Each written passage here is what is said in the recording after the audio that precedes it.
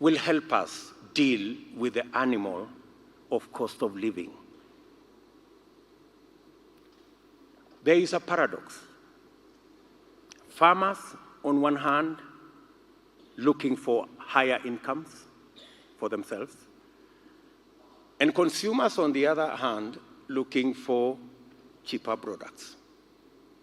That's a contradiction. How do you sort out that paradox? Agriculture has the potential to sort it out for us.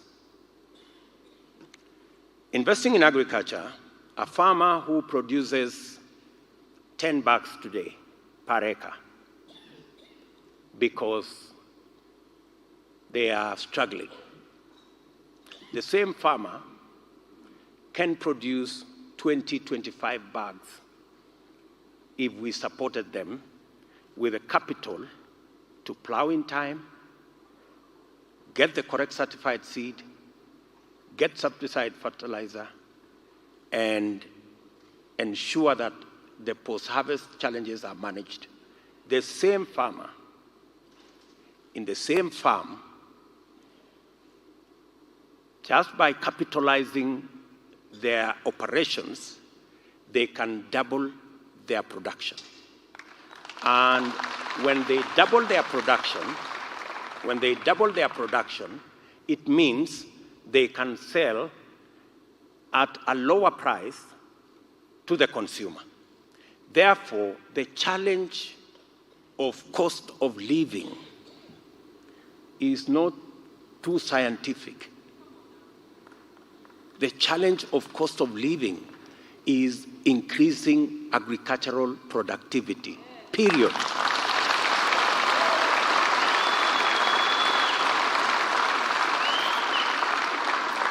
This whole story about Ukraine and all this is a lost cause.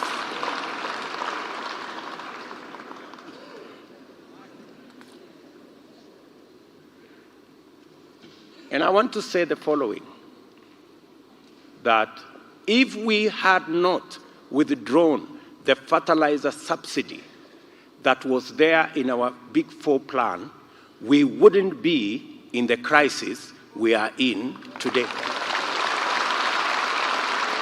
It is as simple as that. If we had stuck to the plan on food security, ensuring that we support our farmers, we capitalize the agricultural sector, ladies and gentlemen, we wouldn't be where we are. It is as simple as that.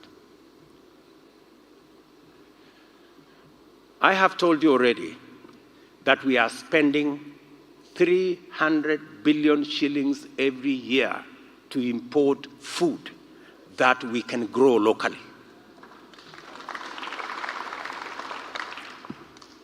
Let me give you an example. Edible oil alone, this year, we spent 90 billion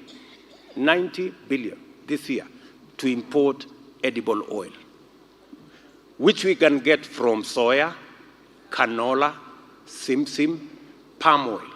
All these are not foreign crops. These are crops we can grow in Kenya.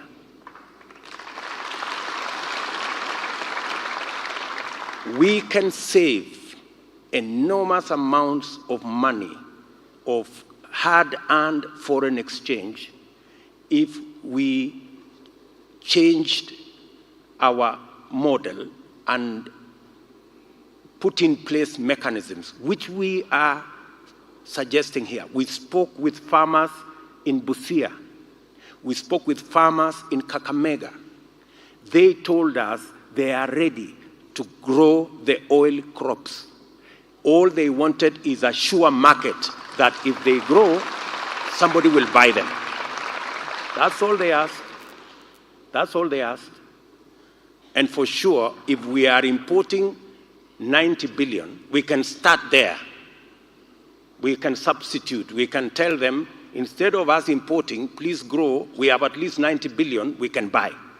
We can begin there.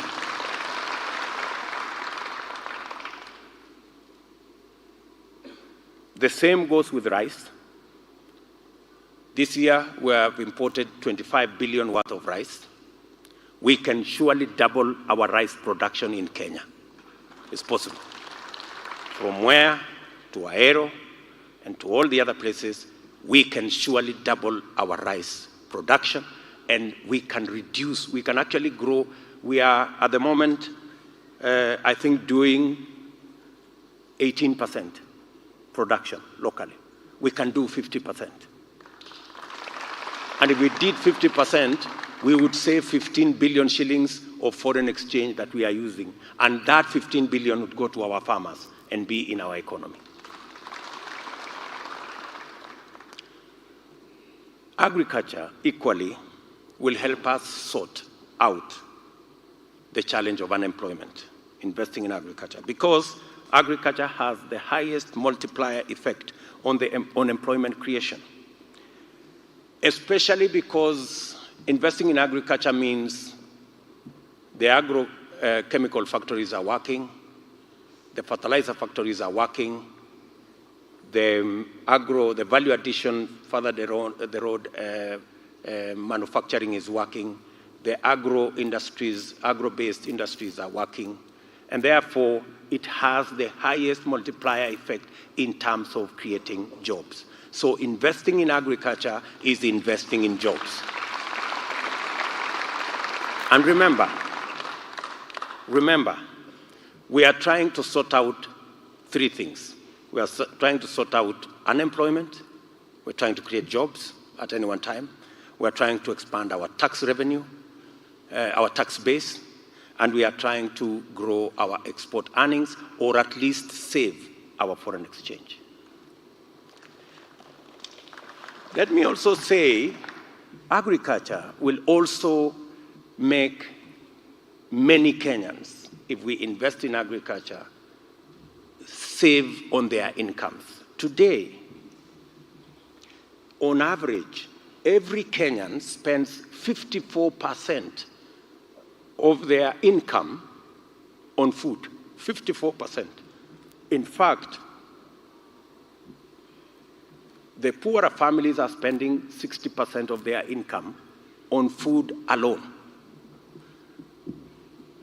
And our statistics show that we spend 3 trillion shillings on food as a nation.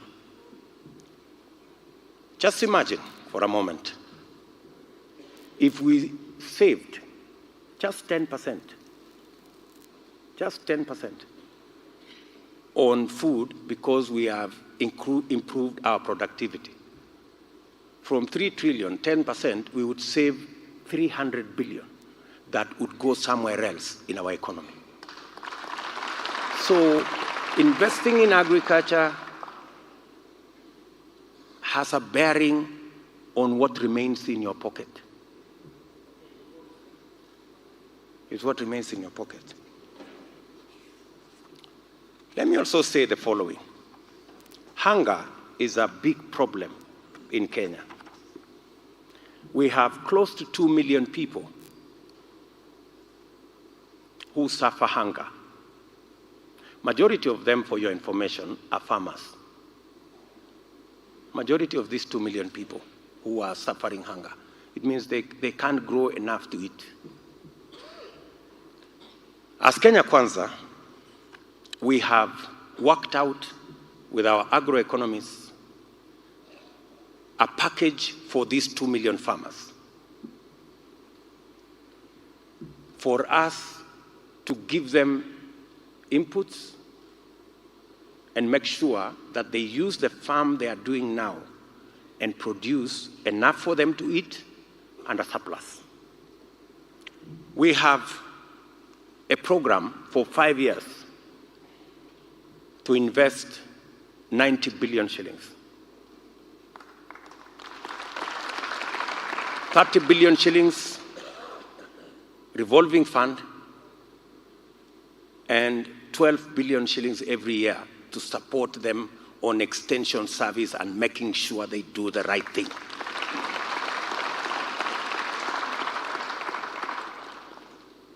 In 5 years, these 2 million farmers, once supported the way I have suggested, they will not only produce enough food for them to eat and get out of hunger, but they will generate a surplus. In total, they will create 500 billion shillings worth of product. From 90 billion. From 90 billion, they will create 500 billion.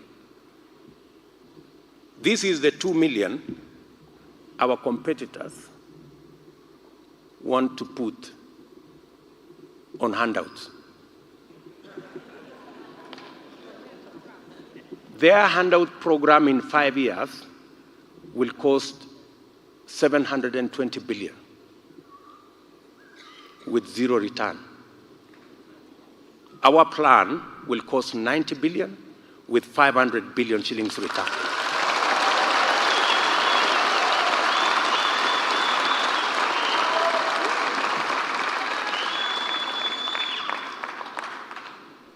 That is the difference. Agriculture equally will stimulate our industrialization. All of you know that 50% of our entire manufacturing sector is agro-based. 40% is food and beverage, and another 10% other non-food agricultural manufacturing. So, increasing the productivity of our agricultural sector naturally influences our manufacturing and industrialization program. So, what are we going to do as Kenya Kwanza?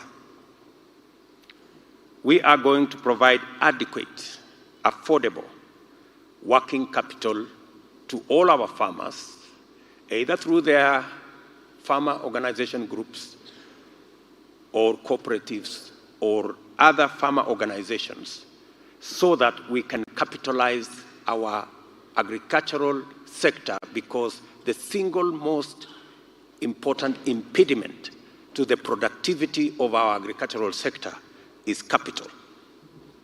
Number two, farmers told us across the country that they needed to guarantee their returns. Every farmer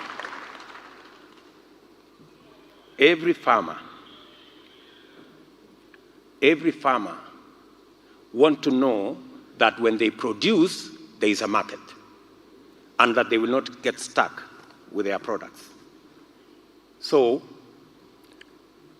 that is where we want to go, to provide GMR, a guaranteed minimum return mechanism that is built around insurance, so that every farmer will know that when they produce, there will be a market and they will not lose. We will transform, of course, our 2 million resource-poor farmers to produce food surplus. We will reduce our dependency on basic food imports, especially edible oil and rice. Those are our two targets. And we will invest in the underperforming products, coffee, coffee, cashew nut, and of course invest in the emerging crops, macadamia, avocado, and the area of flowers, and the area of flowers and vegetables. And we will also move up the value chain. Our tea, we only value add 5% of our tea. Our strategy is to move value addition of our tea to 50% in the next 3 years.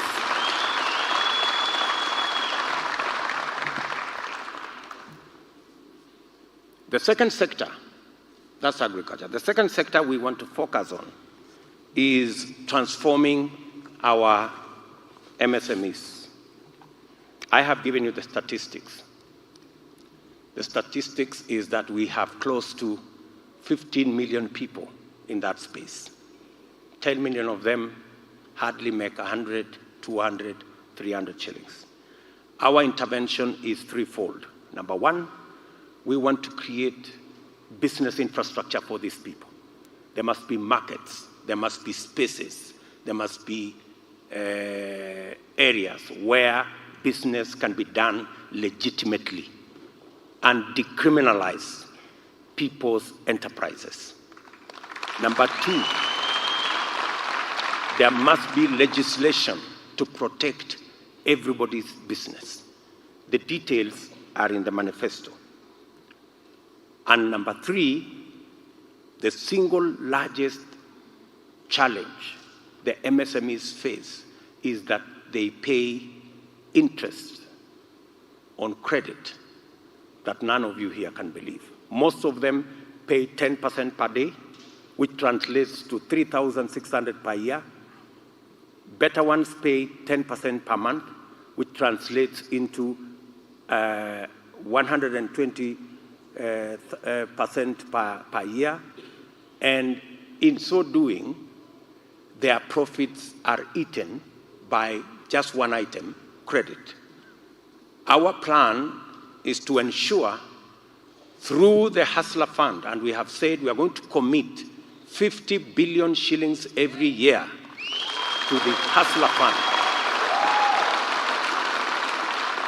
so that the Mamamboga and the Boda Kai and the fellow at the kiosk and the fellow at the saloon and the good lady running a saloon somewhere can find credit that is not predatory.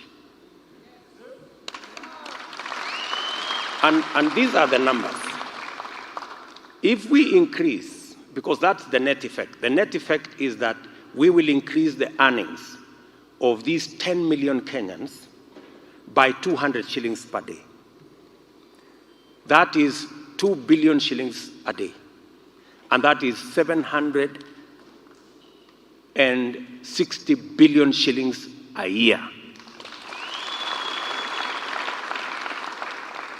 Any manufacturer who gets 1% of that market gets 7.6 billion shillings business. So when we say bottom up, it is not the same as bottom versus up. It is bottom up.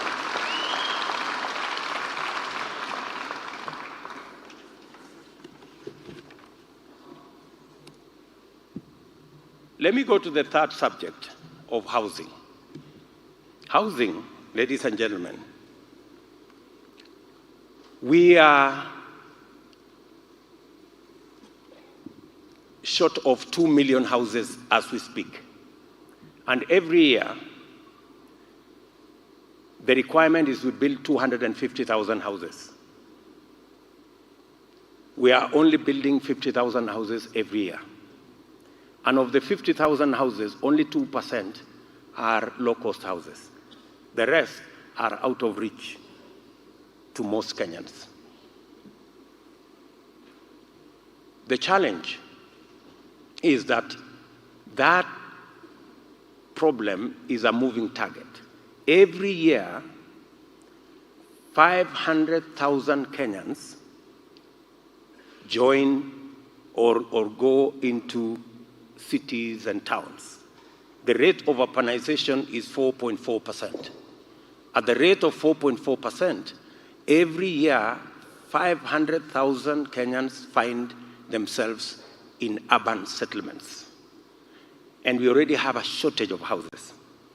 So as Kenya Kwanza, we looked at the challenge and we decided to turn it into an opportunity. We've turned it into an opportunity to do several things. Number one, of course, to create jobs. Number two is to create affordable, low-cost houses. How are we going to do it? This is how we plan to do it. First, we need to face the challenge of land. The biggest cost that goes into housing is the cost of land. We decided that we are going to do public land or we are going to get land that is not expensive, even if it is away from the city, and provide infrastructure to get people from where it is to the city. Number two, we are going to work with developers to structure low-cost financing. Today, many developers get loans at 14, 15, 20%. We want to structure a 3% to a maximum of 5% financing for low-cost houses. The third component is we want to engage modern technology of building. We do not have to use stones. We can employ new technologies that deliver for us cheaper houses. Number four, we have to standardize housing products, windows, doors, and all the other infrastructure. Today, everybody, each one of us is building a designer house because every house, the windows are different, the doors are different. So is that designer house because it's all different. What we are going to do is we are going to standardize so that we can mass produce housing products. If we know that a one-bedroom house, the size of the door will be like this, you can produce them en masse. The size of the window will be like this, you can produce them en masse. And our Juakali sector can produce these housing products en masse. That brings down the cost by almost 30%, just by eliminating the designer structures of every house. Of course, we all know designer suits are more expensive than all the other suits. And that's what we are doing. And finally, we have to structure an off-take plan. Low cost, long-term mortgage. Let me tell you, my regret is that we didn't implement this housing plan that was in the Big Four. Because our plan is to build 250 housing units every year, and our plan is to ensure that at least 50% of these houses are low-cost houses. We want to make it possible for a person who is paying 10,000 shillings today rent to still pay 10,000 for a two-bedroomed house, and in 15, 20 years, the house belongs to them because they are paying mortgage.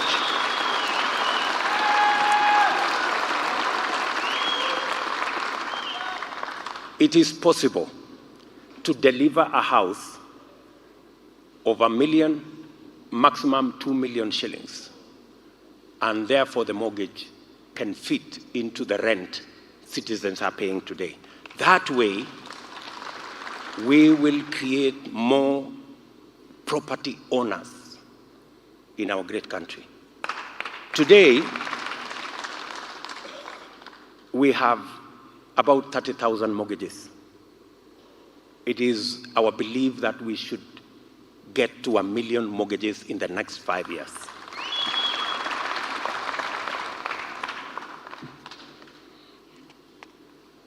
The fifth item that I want to go to is manufacturing. Manufacturing is the place we are not doing well. In the last 5 years, manufacturing as a contribution of our GDP has gone down from 9% to 7%, 9.3% to 7%. That reverse is not healthy for our country. The challenge with our manufacturing is that it has always focused on capital-intensive investment rather than labor-intensive outcomes. We are focused on 5 areas in our manufacturing plan. Leather, let me begin there. It's a very sad story, let me tell you. on leather. Kenya has the third largest herd in the continent of Africa of cows. Third largest. Do you understand? We have close to 30 million livestock. We slaughter 3 million livestock every year. We can only use 10% of hides and skin, 10%. We were in Kajiado. We were in Wajir. And the citizens there were telling us, why are you allowing us to throw away our hides and skins? It's being eaten by dogs. Sometimes we have to bury it. Sometimes we have to dispose it. In fact, disposing it has become a challenge. Meanwhile, we are importing 20 million pairs of shoes every year made from leather products, made from skins and hides of other people's cows. We are burying our own leather, other people, then we go to buy other people's. Today, the leather industry is 15 billion, right? Thereabout, 15 billion shilling industry. We can move it to 140 billion shilling industry. Today, the leather industry employs 10,000 in the formally and another 17,000. We can employ 120,000 Kenyans in the leather industry. I want you to listen to me carefully. I am not talking about us importing anything. We have the cows. We are slaughtering them anyway. The only problem is that we are not making use of the skin and hides. I don't want to say it's stupid. Yeah? I don't want to say that. But you see, that's where we are. So, what are we proposing as Kenya Kwanza? We're saying we will turn around the leather industry. We will invest. The reason why we took the SGR to Naivasha is because we thought we would use it to create a big industry out of the steam that is available readily there and out of the power that is readily available there. We will create a huge industry around the leather industry. Leather products, from shoes to bags to everything else that goes with leather, will be a big, and that does not require importing nothing. We have everything here. All we need to do is to leverage on technology and bring transfer of knowledge and skills, and we are good to go. Building products is another space that we have, especially if we are going to go to low-cost housing and implement our housing plan. The whole Juakali sector will be busy generating doors, generating windows, making sure that there are enough building material products in quarries and in all the other places. Pharmaceutical industry is another space. Our budget on health is 550 billion every year. Our expenditure, let me say, our total expenditure on health is 550 billion. 20% of that is pharmaceutical products and consumables. We are only producing 20%. It is possible for us to produce 100%. We have pharmaceutical companies here. Let me tell you the story. We have pharmaceutical companies here. They are producing at half the capacity. The reason why we are not exploiting that capacity, creating more jobs in the capacity that they are using so that we can supply our own pharmaceutical products is a very big guess. Garment and textile industry. That is the other space that we have. The garment industry today, we export 500 million, which is about 50 billion of garments outside the country. When we signed into AGOA, we were supposed to produce the cotton to provide the yarn and the fabric for this export. As of today, 40%, not 40%, actually 40 billion of yarn and fabric is being imported from Asia to come and at the EPZ. I was in Kilifi last week, and the people working at the EPZ were asking me, Mr. Deputy President, we are producing garments here that we are exporting to America. We can also produce garments that can be consumed, that can be sold in Kenya. They have the technology. So that is a space we want to focus on, the whole cotton value chain, from growing of cotton, and I want to give you the good news, we are going to start growing big BT cotton in Kenya. Yes. It has higher yields, it is more drought resistant, the trials have been done, and the trials are very good. They are showing that we have very good productivity, and therefore, one more time, we will have our cotton industry up and running, and we can push that industry to another 100 billion shilling industry.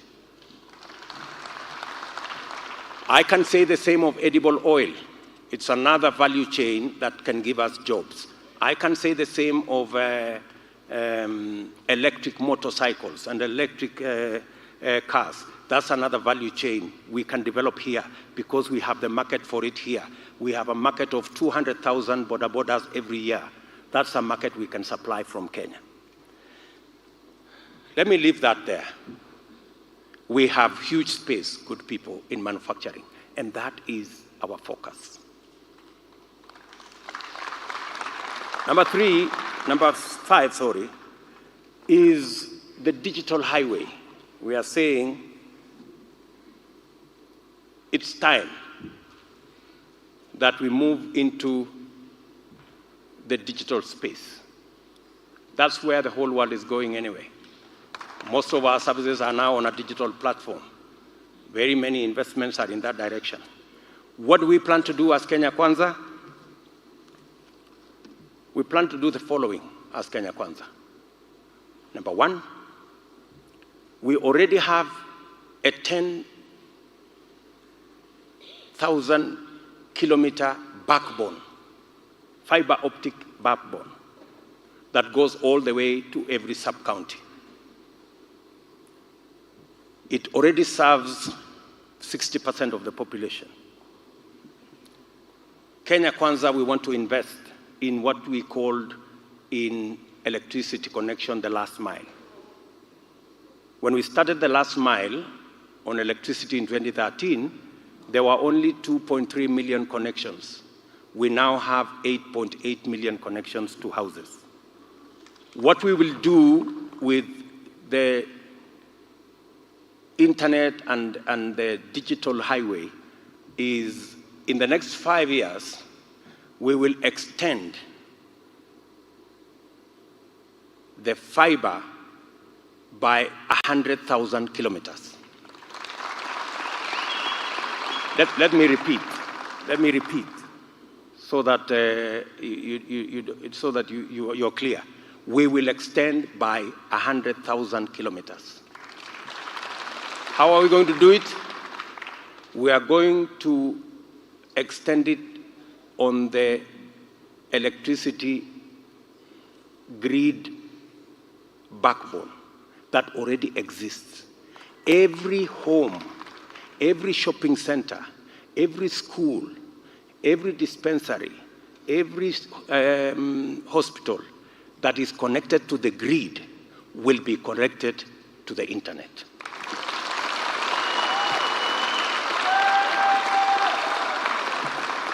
And in 5 years, we will close the digital gap, and every Kenyan will have access to the internet. The many young people who today are struggling with bundles,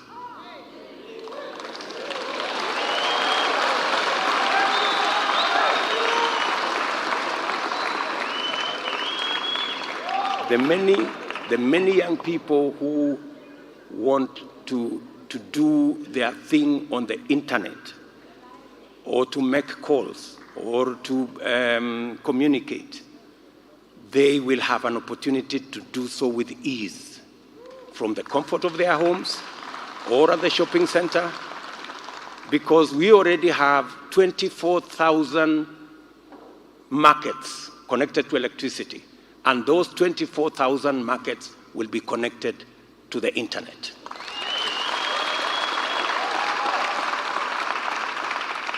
That will be the biggest revolution ever. We have the opportunity to create close to 5,000 new SMEs. Yes, sir. We have the opportunity to leverage on government delivery of government services. And we have the opportunity for online shopping and many other things that come with access to internet. And for your information, there is money to do it. We already have 15 billion shillings in the Universal Fund. So if we securitize the Universal, this whole program will cost about 40 billion. So if you have 15 billion, you can deliver the rest. It's as simple as that. There was a proposal by the Communication Authority to use the 15 billion to build a hotel. So I think deploying the last mile of the internet is more like it, because that is the core function of the Communication Authority.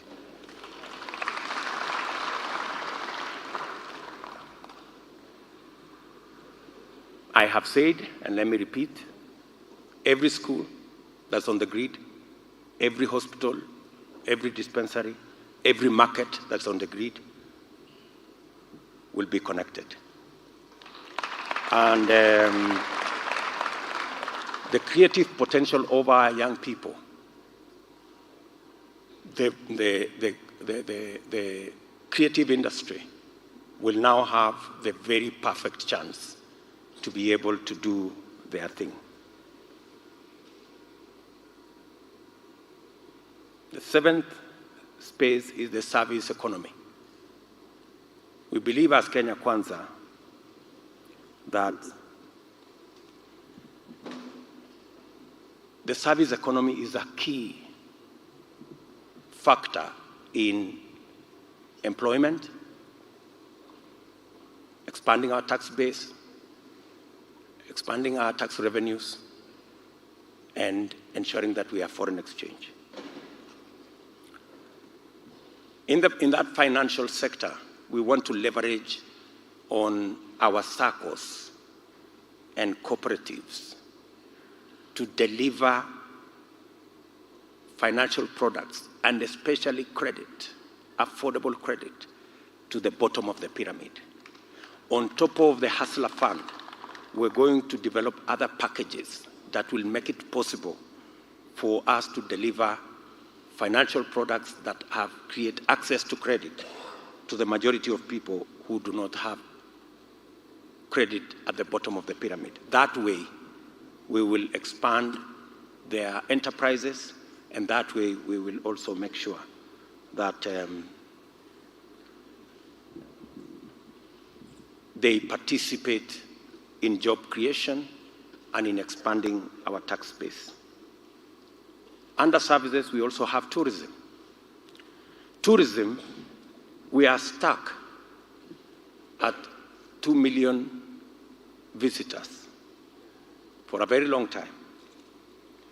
We have to decide whether we want the sector to work for the few or to create jobs for the many. We just have to. If we continue, we have to diversify our tourism product. It cannot continue to be beach and wildlife. We have to do adventure. We have to do culture. We have to do many other areas. And we have to create the infrastructure for young people. We have to create infrastructure that is affordable, low-cost hotels, bed and breakfast facilities. We have to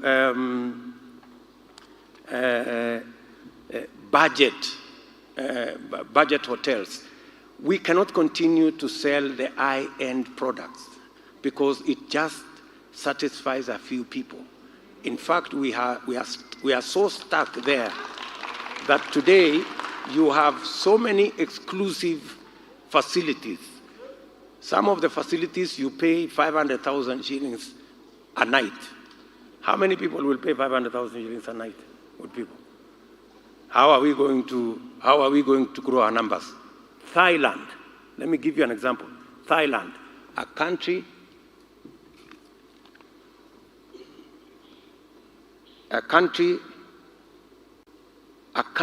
like, just like Kenya, our size, slightly more people, 70 million people, 50-something million in Kenya. So we are almost the same. But they do 40 million tourists every year because they have created so many niches and they have made it possible for so many people to travel. We can choose to continue our tourism to be high-end, and we will be stuck at 2 million. But if we took it to 20 million, we will have more people working in hotels. We will have more people helping with the transport. We will have. So, in fact, tourism is the ultimate trickle-down model that is causing a problem in our country. We just have to turn it the other way around. It cannot continue to be the way it is. It doesn't matter what you get out of 2 million people. It's not the same as if we had 10 million people coming to Kenya.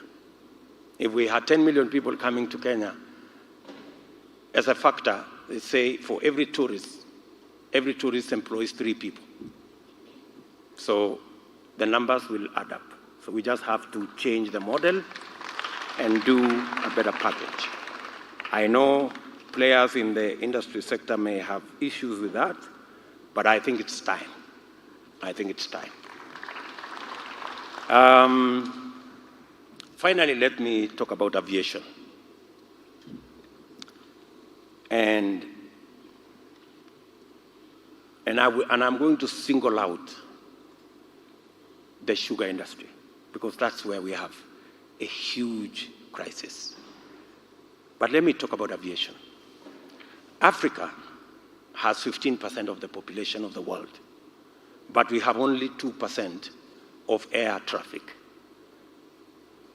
meaning that there is potential, there is huge potential for us in the air travel space. Kenya Airways was doing well up to a certain point. And I dare say that the problem with Kenya Airways and the financial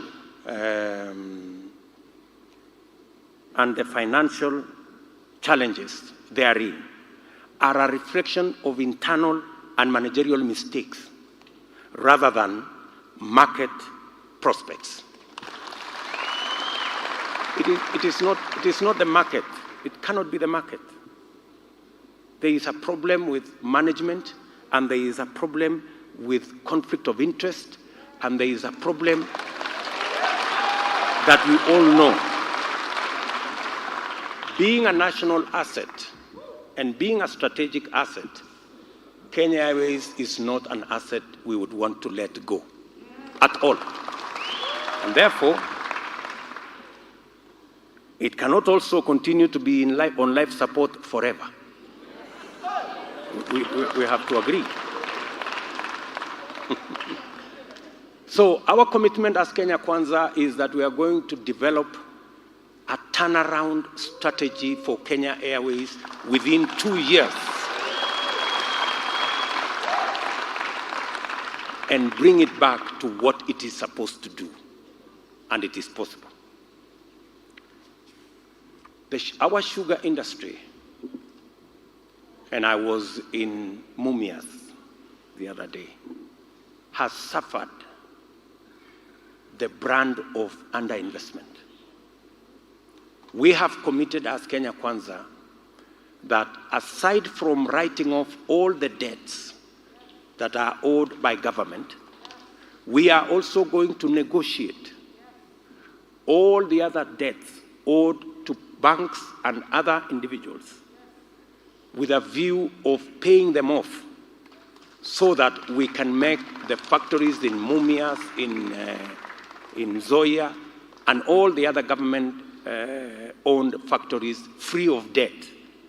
And then we can then inject new capital and ensure that we have modern facilities that will be able to deliver to our sugarcane farmers the same way the private mills are doing.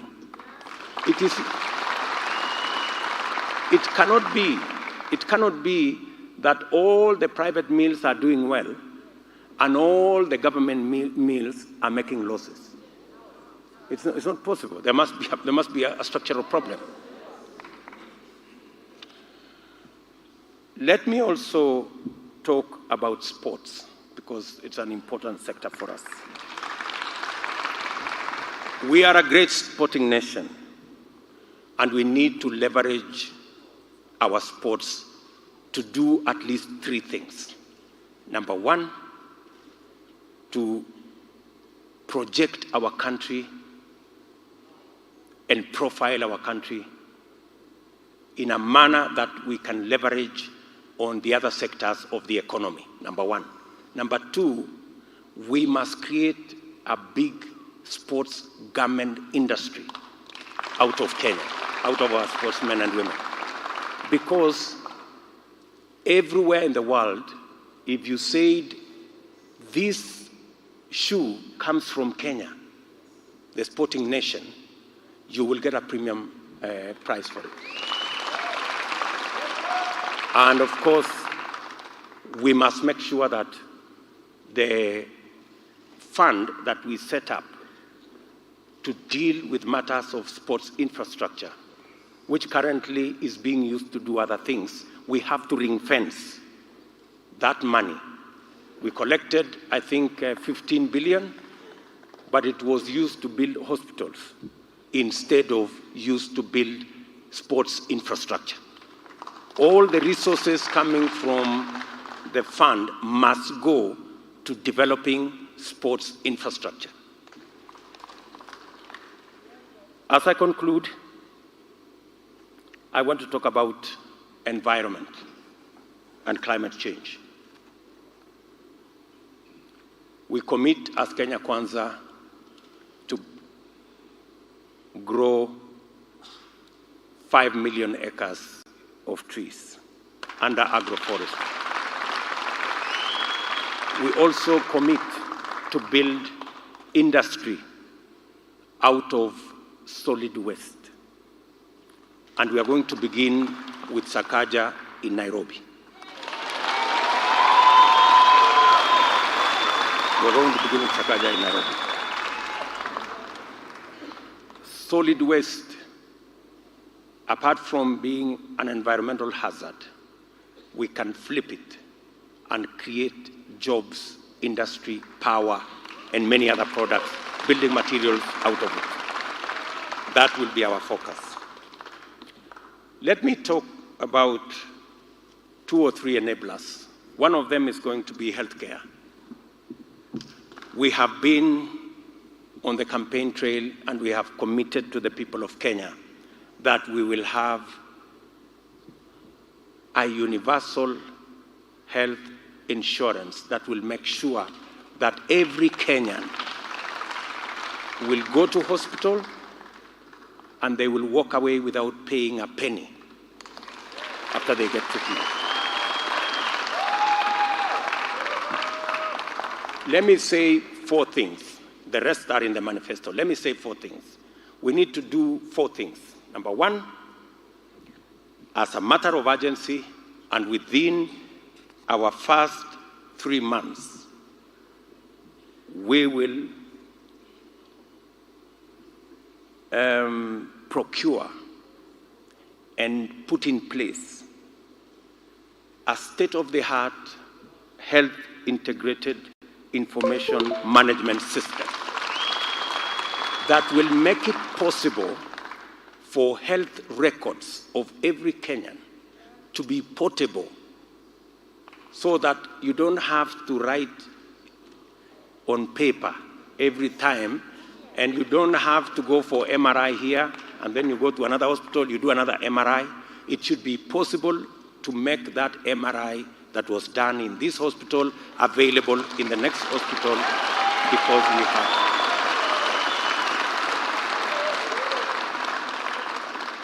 That will also assist us in making sure that we have information on the health of our country and how many people are in what category and what do we need to do, and even what kind of drugs we need to keep on our shelves. Secondly, we are going to sort out and establish a stakeholder-managed national procurement scheme for drugs to leverage on bulk purchase and also to bring transparency and accountability in public procurement of drugs to eliminate the KEMSA scandals.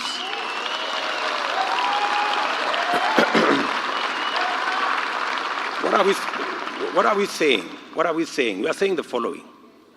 The same thing that happens with procurement of our petroleum products. Industry, government, they come together and they procure collectively in bulk for Kenya. And that is why our oil products are the most competitive.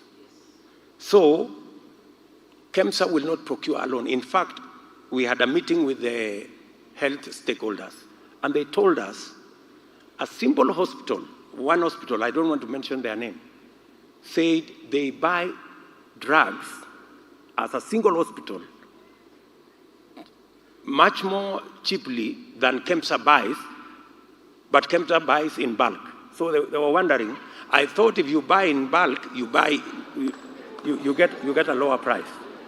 But KEMSA buys in bulk, but pays more. So we are recommending as Kenya Kwanza that the same model that involves stakeholders, we are going to bring private hospitals, we're going to bring public hospitals, we are going to bring other players, and we purchase drugs for Kenya collectively, so that we eliminate all matters to do with transparency and we avoid the problems in KEMSA.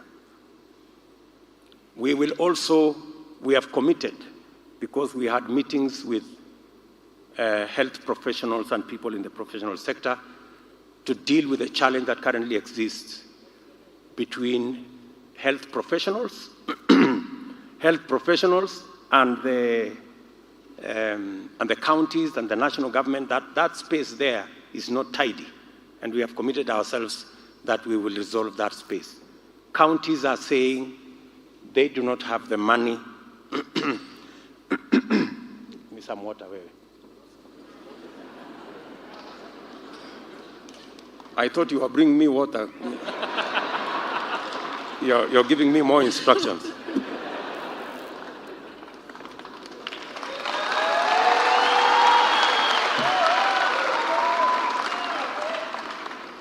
Thank you very much.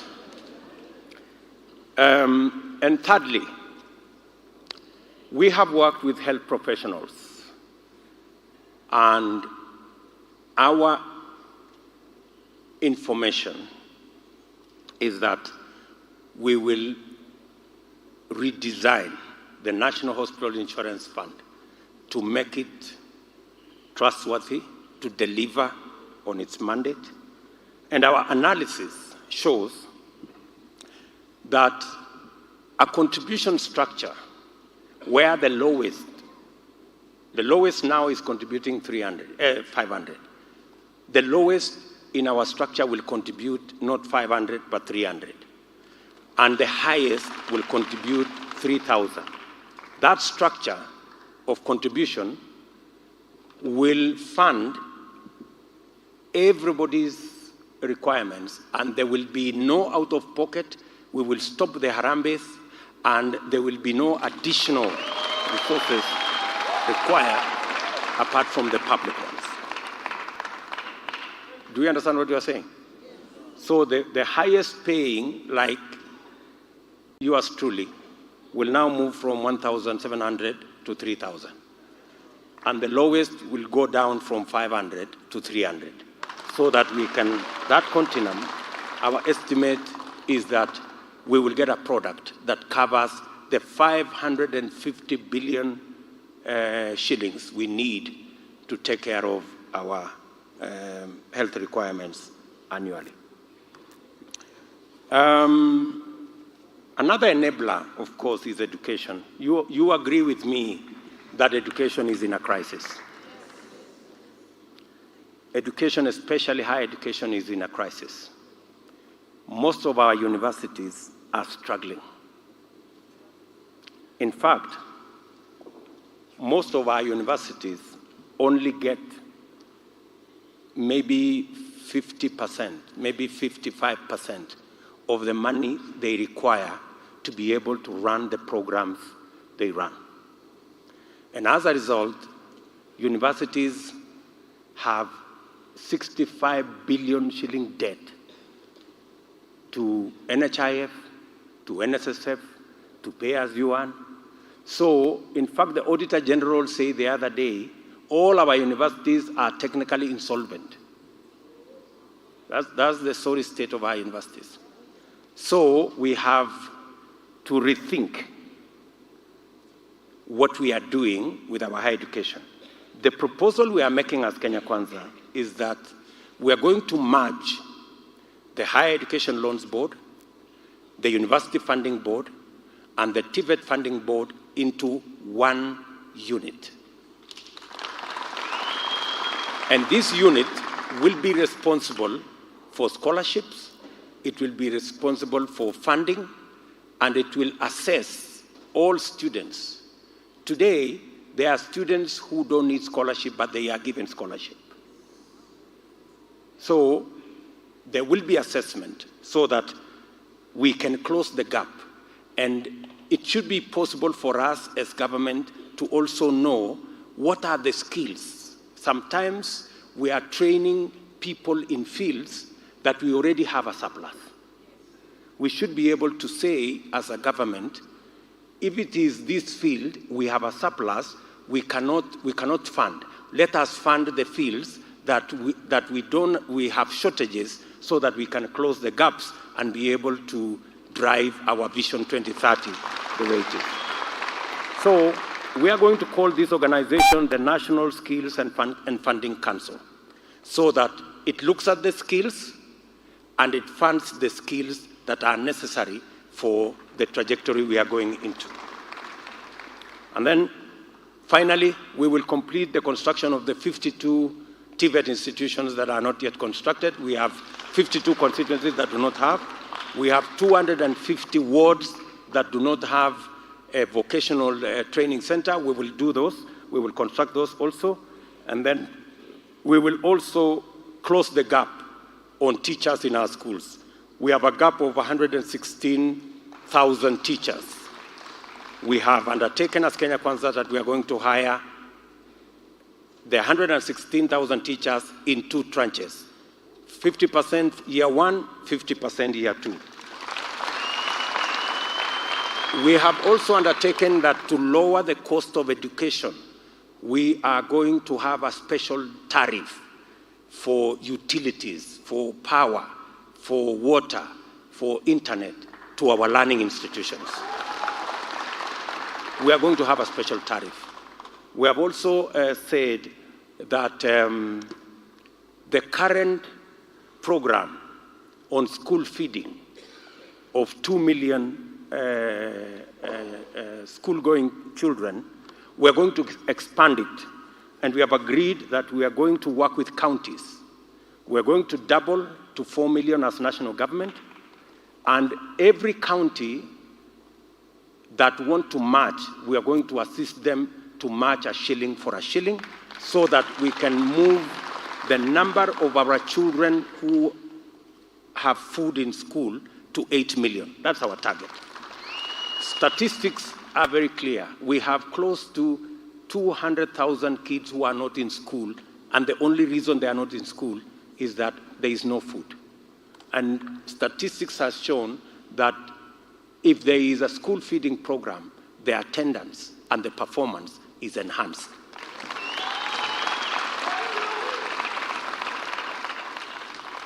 We have agreed with the teachers that delocalization will be at the place when you are being hired.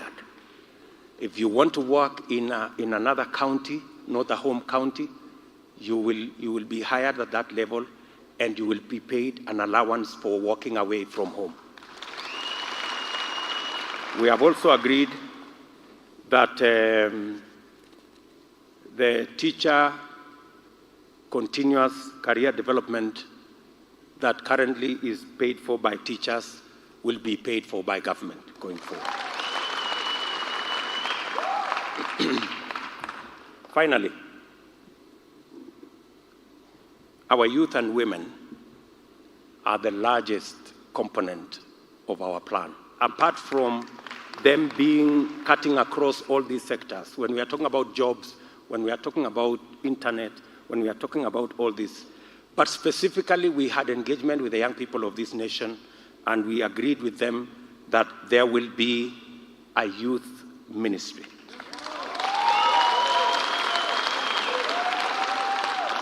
We also agreed with them that we will have a special advisor at the presidency sitting in cabinet to ensure that all government programs and ministries are youth-friendly.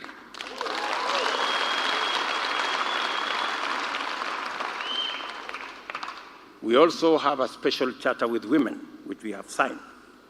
And we have agreed that 50% of the Kenya Kwanza cabinet will be the women of the Republic of Kenya. We have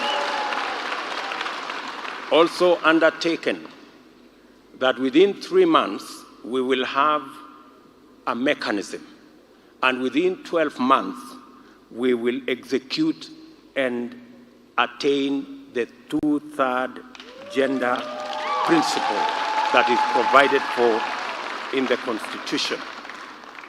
And we have agreed that women and young people who have LPOs will become automatic beneficiaries of the Hustler Fund without any further requirements.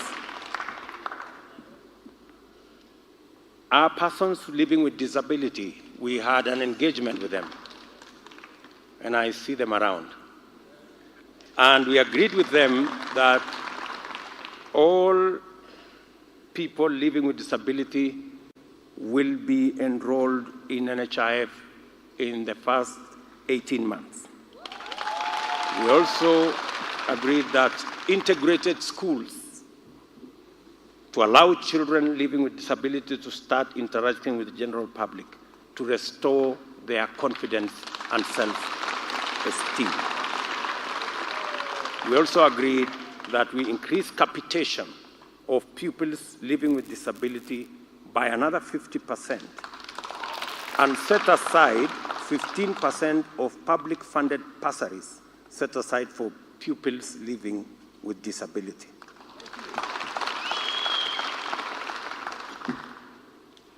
Let me also,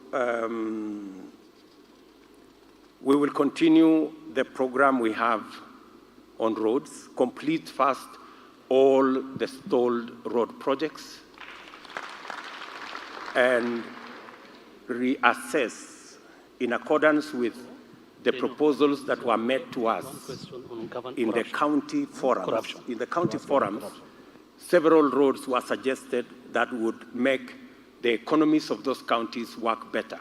We will work with the counties and the county priority roads so that we can go into the future with the road infrastructure that is there. And then finally,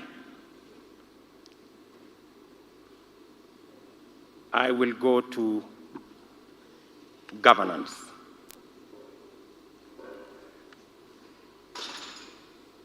And before I go to governance, let me speak to something about water. Water is very important as a principle.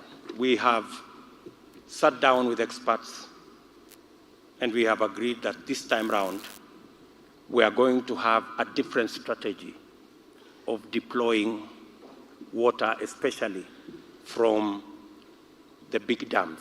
We have 57 dams that we already identified as government last term. We have changed, or we have agreed to work on a different strategy of delivery. The same way we have power purchase agreements, we are going to work on water purchase agreements so that we can bring the private sector on board. There are many people who are willing to invest in our huge dams or even in underground water. For example, the Turkana aquifer. There are proposals from the private sector that if we give them a water purchase agreement, they will be able to invest their own money. And the same way they sell us power, they can sell us water.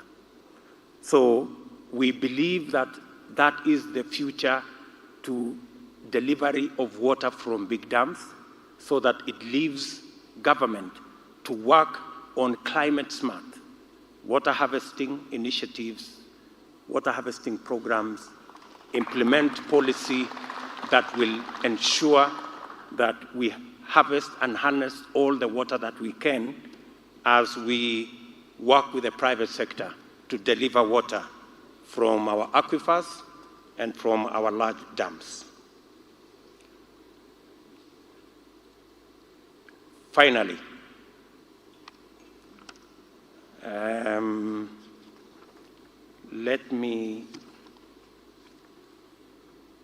then I will take a few questions. Let me go finally to governance. We are the team that will complete the implementation of the 2010 Constitution. We believe that rather than mutilate the Constitution for political expediency, there is a lot that needs to be completed in terms of implementing the 2010 Constitution.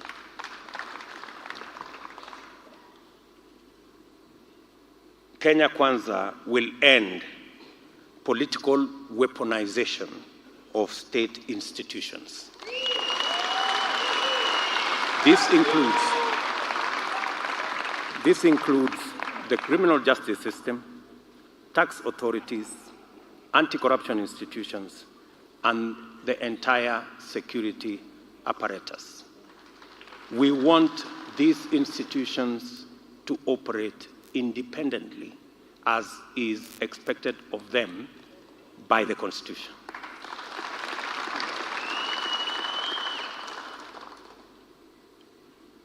In our first 100 days, we will implement the constitutional requirement of a police service commission to have its own budget and its own accounting officer. We do not believe that the police should be begging for money from the office of the president. The police should run its own independent budget with its own accounting officer.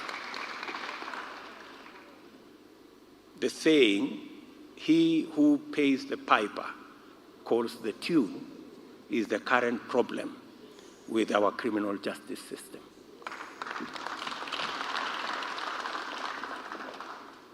We are also going to operationalize on our first day in office the Judiciary Fund, and as established by the Constitution. We believe the judiciary must be independent, operationally, constitutionally, and financially. The 2.5% of the budget required to run the judiciary will be made available to the judiciary so that the judiciary can run its course, deliver justice, and do so in a timely manner. Because justice delayed is justice denied.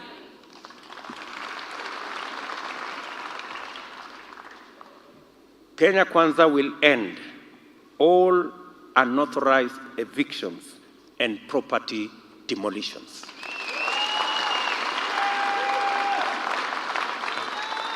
The kind of spectacle we see in Kariobangi and Korogosho is not only inhuman, it is unconstitutional, and it should never be allowed to happen to any other country.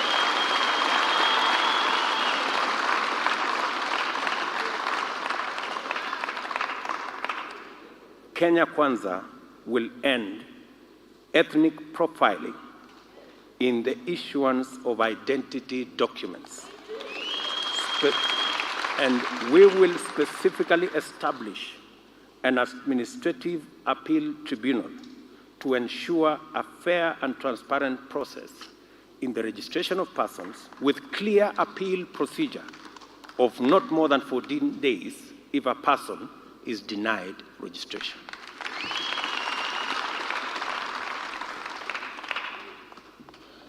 Of course, we will appoint all the judges nominated by the Judicial Service Commission to the Court of Appeal.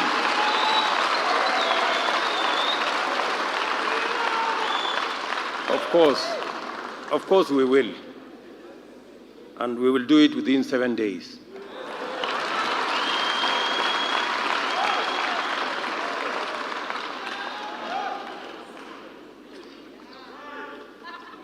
Kenya Kwanza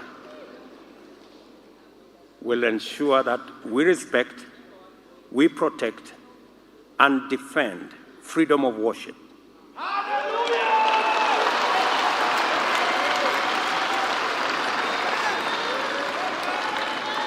We will lift the existing moratorium on registration of new religious organizations and expedite the registration processes.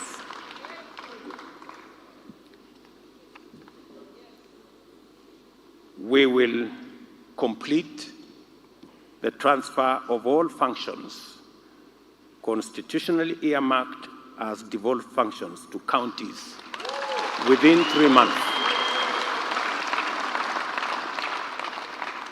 And we will strengthen the intergovernmental institutions of Council of Governors, IBEC, the Summit, and make sure that they meet regularly.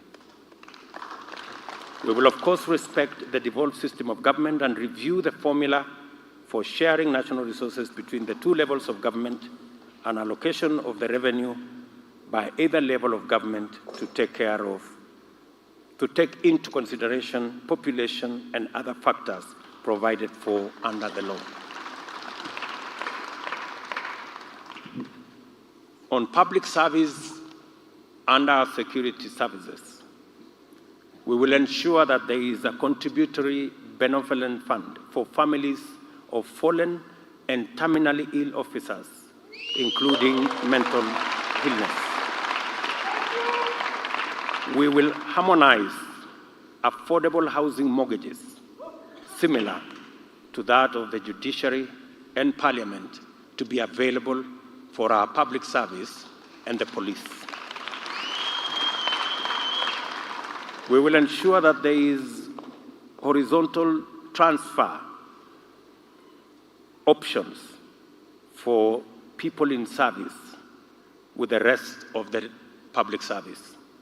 It should be able to transfer your services between the police, public service, the civil service, so long as they are the same cadres. We'll ensure that there is an insurance cover for loss of life while on duty for all police officers, similar to that of the military.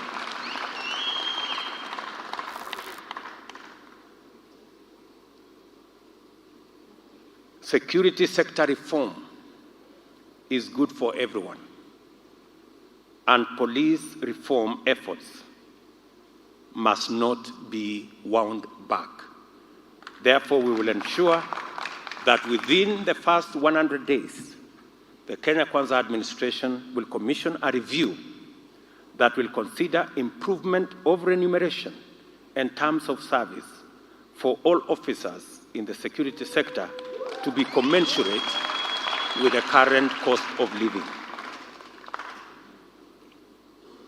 And finally, we will deploy robust, creative, and engaging foreign exchange policy to raise Kenya's profile as a regional anchor state and amplify our partnership with the rest of the world, including Africa, USA, China, Europe, United Kingdom, India, among other partners.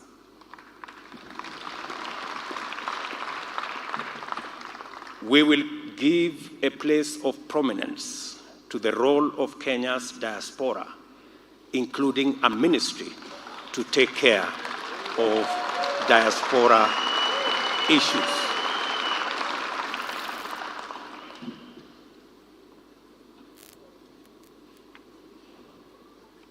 Kenyans are rightfully skeptical of lofty promises and seemingly well-crafted plans that never get implemented. We have developed this plan, well aware that this plan will stand or fall on implementation. We believe that the implementation plan outlined in this manifesto will demonstrate to Kenyans that this plan is rigorously appraised and financeable within the resources constraints that we face. Thank you very much.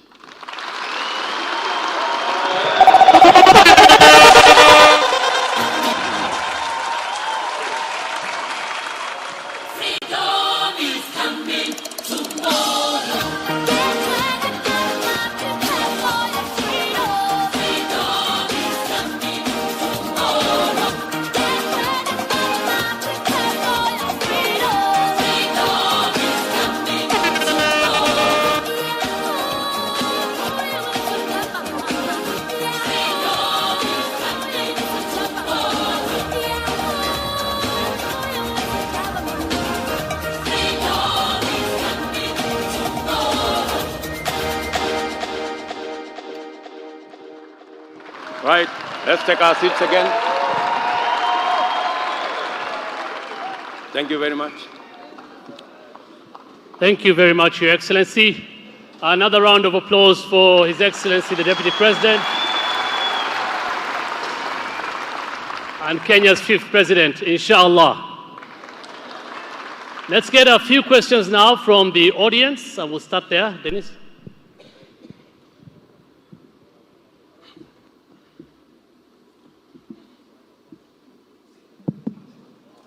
All right. Thank you very much, Your Excellency. My name is Charles Karondo from Kiharo, Murang'a County. And first of all, I really want to congratulate you for the great plan that you have shared with us today. Before I ask the question, I also want to note that today I feel it for the IBC chair because wherever he is listening to this speech today and the manifesto, he must really be having a hard time restraining himself from converting this into an inauguration ceremony and just swearing in the fifth president. Now, Your Excellency, my question goes on the issue of health. I have heard you mention in the plan something to do with Harambes. And as a young leader, and on behalf of the so many leaders who are here, and the people listening and watching us today, I am sure 90% of the people seated here today are in one WhatsApp group or another that has something to do with medical bills. I am sure some are actually being added in WhatsApp groups as we sit here. In our villages, Your Excellency, I am sure there are Harambes that are organized for this weekend for hospital bills that are in millions. Also, Your Excellency, we have so many people who are missing the basic right of mourning their deceased ones because they are struggling with hospital bills, bodies of their deceased ones being held in hospitals for months, some even for close to a year. Now, Your Excellency, my question is, as a Hasla government, as a Kenya Kwanza government, what plan do we have? Because some of these people already have NHIF cards. Some of these people religiously pay for NHIF.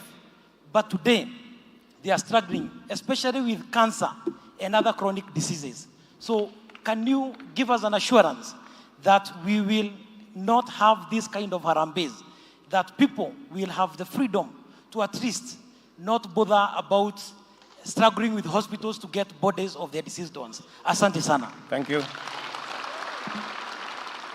Thank you, my friend. Precisely the reason why we are discussing this matter. If NHIF was working, we wouldn't be having a discussion about this. We are having this discussion because NHIF, as it is not working. And that is why NHIF is not working for different reasons. Number one, NHIF as it is today has too many exclusions. They will tell you if you are suffering from cancer, you are excluded. If you are suffering from hypertension, you are excluded. If you are suffering from a terminal disease, you are excluded. Those are the exclusions we want to get rid of in our new plan. So that when you have the NHIF card, and for your information, it will be we have organized it in 3 layers. The primary service, which will be in up to level 3 hospital, will be paid for fully by public resources. We've also made sure that we turn it around. Today, many people before even any diagnosis, they go to a level 4 hospital. We want to make sure that we invest more in preventing, going to the dispensary, going to the health center, and making sure there is medical personnel at the health center and there is medicine at the health center. The reason why people do not go to the health centers, and in fact, there is congestion in level 4 hospitals, is because there are no personnel in the dispensary. There is no medicine in dispensary. We want to make sure under this plan, and that is why we are saying we are going to have an integrated health management system that makes sure that every dispensary and every health center not only has staff, but also has medicine.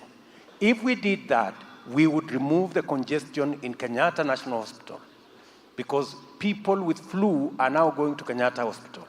People with minor injuries are going to big hospitals. So we want to remove the congestion, and that is the difference we are going to make by ensuring that we have a health management system that is integrated, and we also procure drugs in a manner that is going to give us leverage in terms of cost, and also ensure that the whole exercise is turned upside down. We do more of preventive and less of curative. At the moment, we are doing more curative and less preventive. And it's because of the structure of the current health provision system. Are we together? Thank you. Thank you. Thank you, Your Excellency. We have another question from that side. Okay, go ahead. Your Excellency, my name is Njokiwa Madira. I come from Madira constituency. I'm also a university student at JKUAT. So the digital era has transitioned our physical classes into online classes. Correct. And one of the main challenges that you're having is access to affordable internet. Good. You've talked about, okay, the strategies that you have on how we shall close the internet connectivity gap, but will this internet be affordable? Will it be possible to have cheap bundles? Then another question is on government websites. The government websites, they don't provide adequate information. What's your plan on that? For instance, if you log into treasury.go.ke, you can't even understand the difference between the State Department of Planning and State Department of Finance. The last question is on Hustler Fund. You promised to give us a Hustler Fund of at least 50 billion. Will this fund be accessible to university students? We want to do business. We want to be in a position to buy our own food and our own stuffs. We don't want to request you for a campus feeding program. Yes.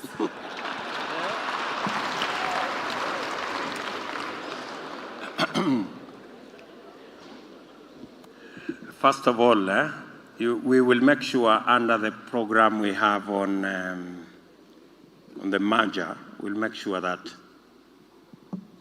you get enough scholarship to buy food. So you may not need the Hustler Fund to buy food in the university, because we will make it work. The problem at the moment is that the scholarship you are being given is way below the living amount that you require to stay in college. So that's why you have to hustle around to close the gap on food. We will make sure that that is closed by making sure that we deploy resources. We have actually undertaken that we will double the Higher Education Loans Board Fund, so that not just more students can access it, but you can access the full scholarship. Many people are on half scholarship and that kind of thing.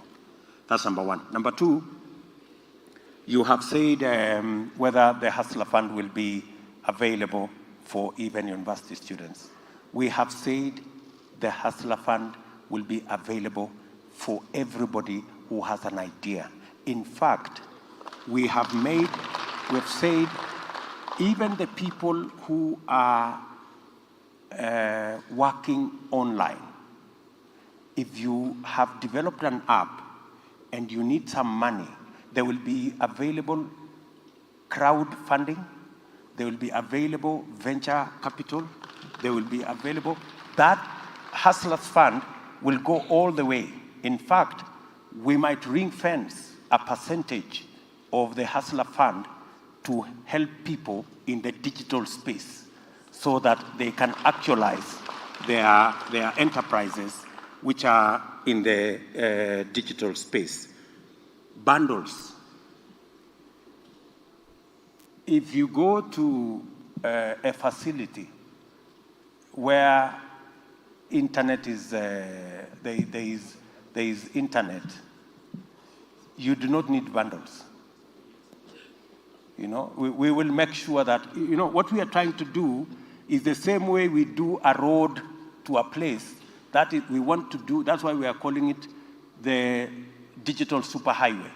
We want to make it available for free in every market, in every school, in every hospital, so long as there is connection to the grid, every place that's connected to grid, you will have internet available in that space.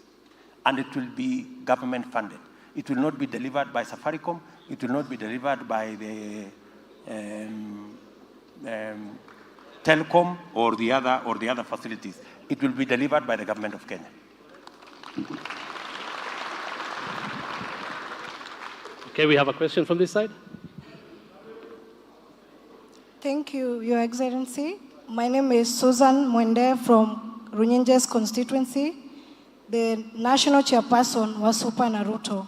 My question is, what is your Kenya Kwanza plan on fighting corruption?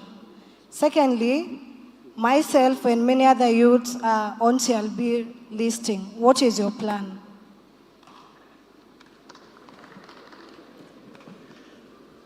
You have heard me, my dear, loud and clear.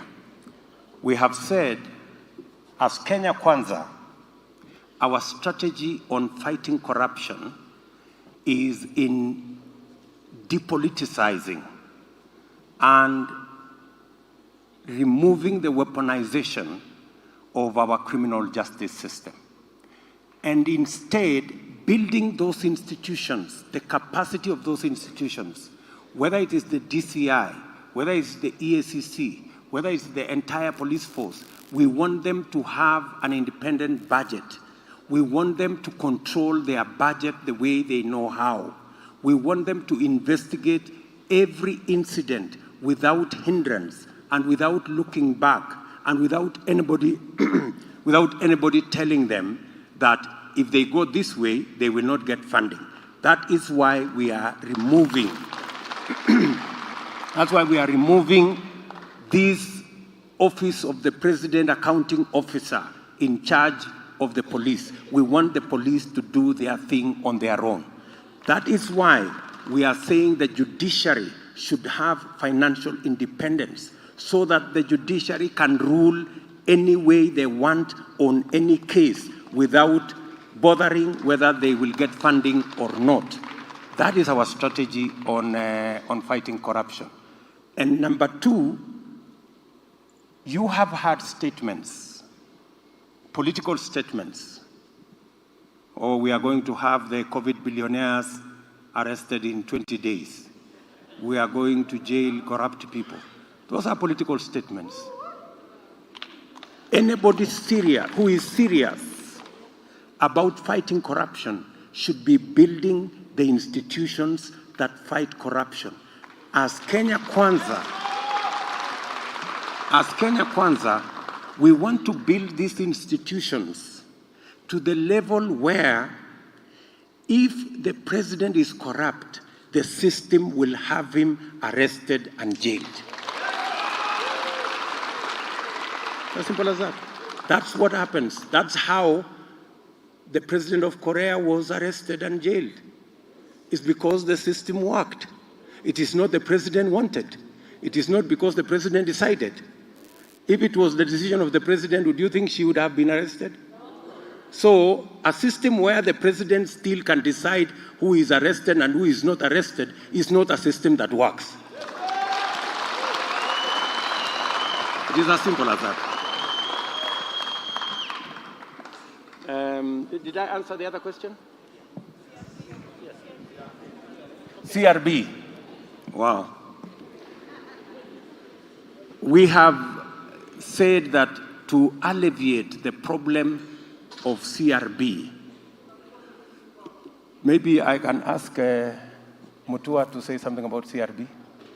To elevate, let me do it first. To elevate the problem on CRB, we have said that the challenge of CRB is that today, many of the people listed on CRB have borrowed money either from Shylocks and largely Fuliza and the other predatory lenders.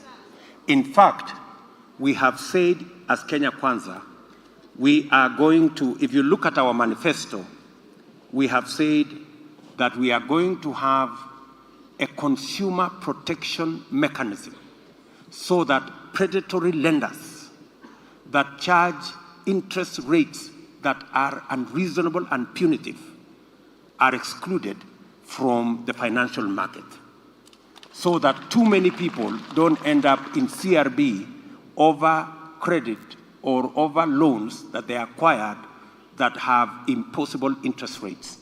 So we are also going to protect consumers, whether it is consumers of financial services or whether it's consumers of other items, to make sure that nobody takes advantage of the people of Kenya. Yes, Alfie? You know, the problem we have in our country is that life is very difficult. Everything you try to do, there's a block. Somebody's always blocking you. There are documents to be filled. You cannot be able to get access to the youth fund. When you're going to fill youth fund documents, it's like filling out, even somebody with a PhD finds it very difficult to fill those documents. It's difficult. When you're going to get passports or other documents, it's difficult. Life in Kenya becomes very difficult. So one of the things that Kenya Kwanza wants to do is to make life simple. When you make life simple, when you know you can access a youth fund, when you have other access of finance, then you do not find yourself in the quagmire of the CRB. And then also, we need to be in a country that is also realistic. When people get into business, especially young people, yes, they are going to default. There are going to be problems and a few problems. I have met people in Machakos and other places. People are just trying to be shoe shiners already in CRB. People are suffering. Watu, hakuna mtu yuko na simu moja siku hizi, kila mtu ana simu tatu. Anakuambia tuma kwa hii, usitume kwa hii, because it's all about fuliza. So as Kenya Kwanza, and we've had the manifesto, it's about, as we lower the cost of living, we want to make the life of Kenyans bearable. You want to be able to wake up in the morning, go out, do your thing, work hard, and you'll get a return at the end of the day, and unaweza jienjoy. And that's where it comes down to. So hii shida ndogo ya CRB, hiyo itaenda wakati Kenya Kwanza itakuwa kwa ofisi. Thank you very much.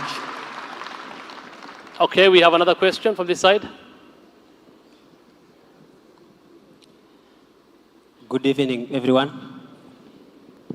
Your Excellency, the Fifth, good evening. Good evening, sir. My name is Senator Ambrose Lasoi from Nakuru, and I am the Kenya Kwanza PWD Aspirants Chair. I have a question, and I'll take you back to Higher Educational Loan Board.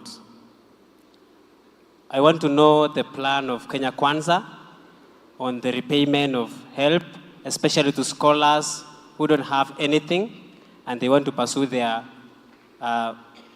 second level of their studies. And on this case, Your Excellency,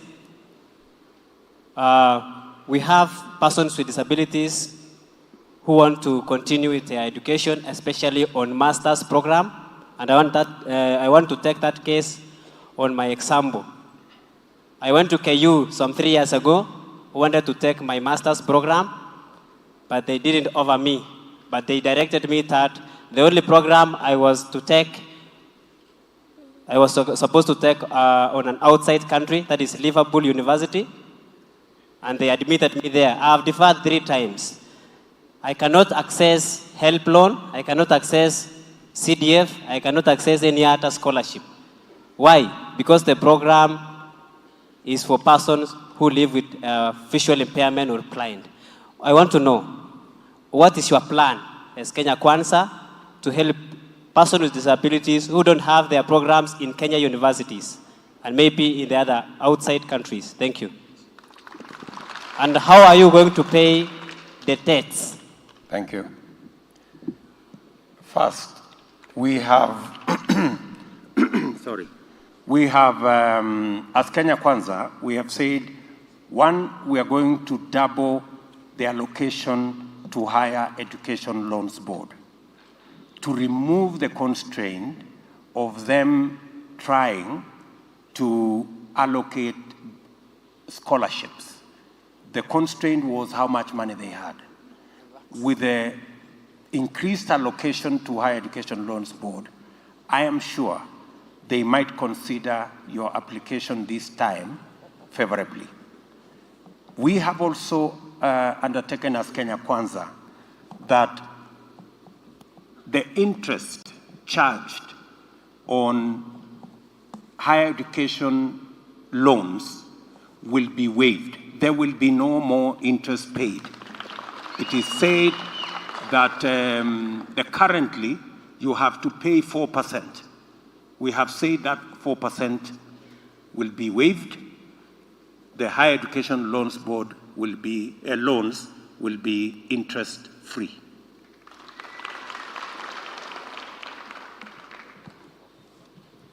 Senator, I hope I answered your question. Thank you very much. Okay. One more question. Your Excellency, my name is Lemayan. My name is Lemayan from Baringo South, Ilchamus community. My question is, I have two questions. One, what is the place of the minorities in your government? Having in mind, where I come from, Ilchamus community go towards in a county, but the number of times I've seen my governor launch projects there cannot be mentioned before this platform. Number two, what is your plan to pay the national debt when you take over that keeps rising? Thank you, and may God bless you. Thank you very much. On the issue of minorities, I think I will ask my good brother Moses Wetangula to say something on the minorities. And on the issue of debt, I'm going to say something, and then I'm going to ask my good brother Musalia, who is a guru in that space, to tell us the how. Thank you. Thank you, Your Excellency. First, I must salute you for your superb delivery this evening. I think it's succinctly clear. Now, any society, Kenya included, and more particularly Kenya Kwanza, will be judged on its performance in the manner it treats and handles its disadvantaged people, PWDs, minorities, our women who have been neglected for a long time by punitive laws, our youths who are discriminated, and so on. So Kenya Kwanza will have a deliberate, positive, affirmative action in every respect to ensure that those who have been left behind because of historical prejudices and injustices are lifted to a level where they feel proud being Kenyans. Whether you are an Ilchamus or James or whatever, in many places we come from counties where we have minority communities, either the migrant minorities or the minorities because their numbers don't match with the majority communities. We have enough law, we have enough provisions in the Constitution, and what has been lacking is the will to enforce and implement the law. Kenya Kwanza will have zero tolerance to discrimination of whatever form, in whatever manner, against anybody. And that is what we will do. Thank you. Thank you very much. On the subject of debt, you remember I said here we are 9 trillion shillings in debt. Our repayment this year is going to be more than 1 trillion shillings. And that's not a small matter. In fact, if we don't check on debt, shortly we will just be budgeting to pay debt. And that's it. So, as Kenya Kwanza, the plan we have here, you heard me specifically say 3 things. Create jobs or employment, expand the tax base, and grow tax revenue. That is the strategy of our plan. As we grow our agricultural sector, we are focused on growing revenue, tax revenue. We are actually focused on expanding the tax base. The 10 million people, we want to enable them to do business. Our idea is we want them to have money in their pockets so that they can buy goods and we can be able to get tax revenue. The strategy on digitization is to increase traffic in business so that we can get revenue.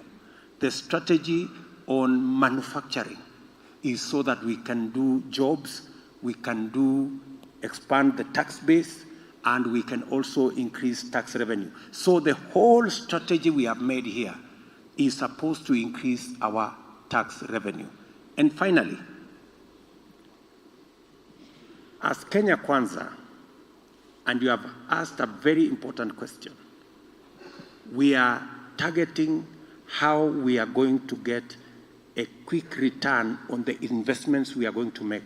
That's why I told you earlier, we are investing in agriculture because we know in 6 months, in 1 year, we will get a return from it, which means we can be able to invest elsewhere and pay our taxes and pay our debts. And finally, in the body of our manifesto, we have a strategy on how to take our tax revenue from 1.8 trillion to 3 trillion. Let me tell you how. At the moment, for example, we are collecting 52% of collectible VAT at the moment. In other words, we are collecting 3.6% of our GDP from VAT. We want to double that. How are we going to double? By collecting every collectible VAT. How are we going to do it? Rwanda, 5 years ago, went the digital way to digitize all their payments. They were at 4%, collecting VAT as a percentage of their GDP. They are now collecting 8%. South Africa is collecting 11%. Kenya is collecting 3.6%. So we will embark on a computerization and digitization process that currently cannot happen because of conflict of interest.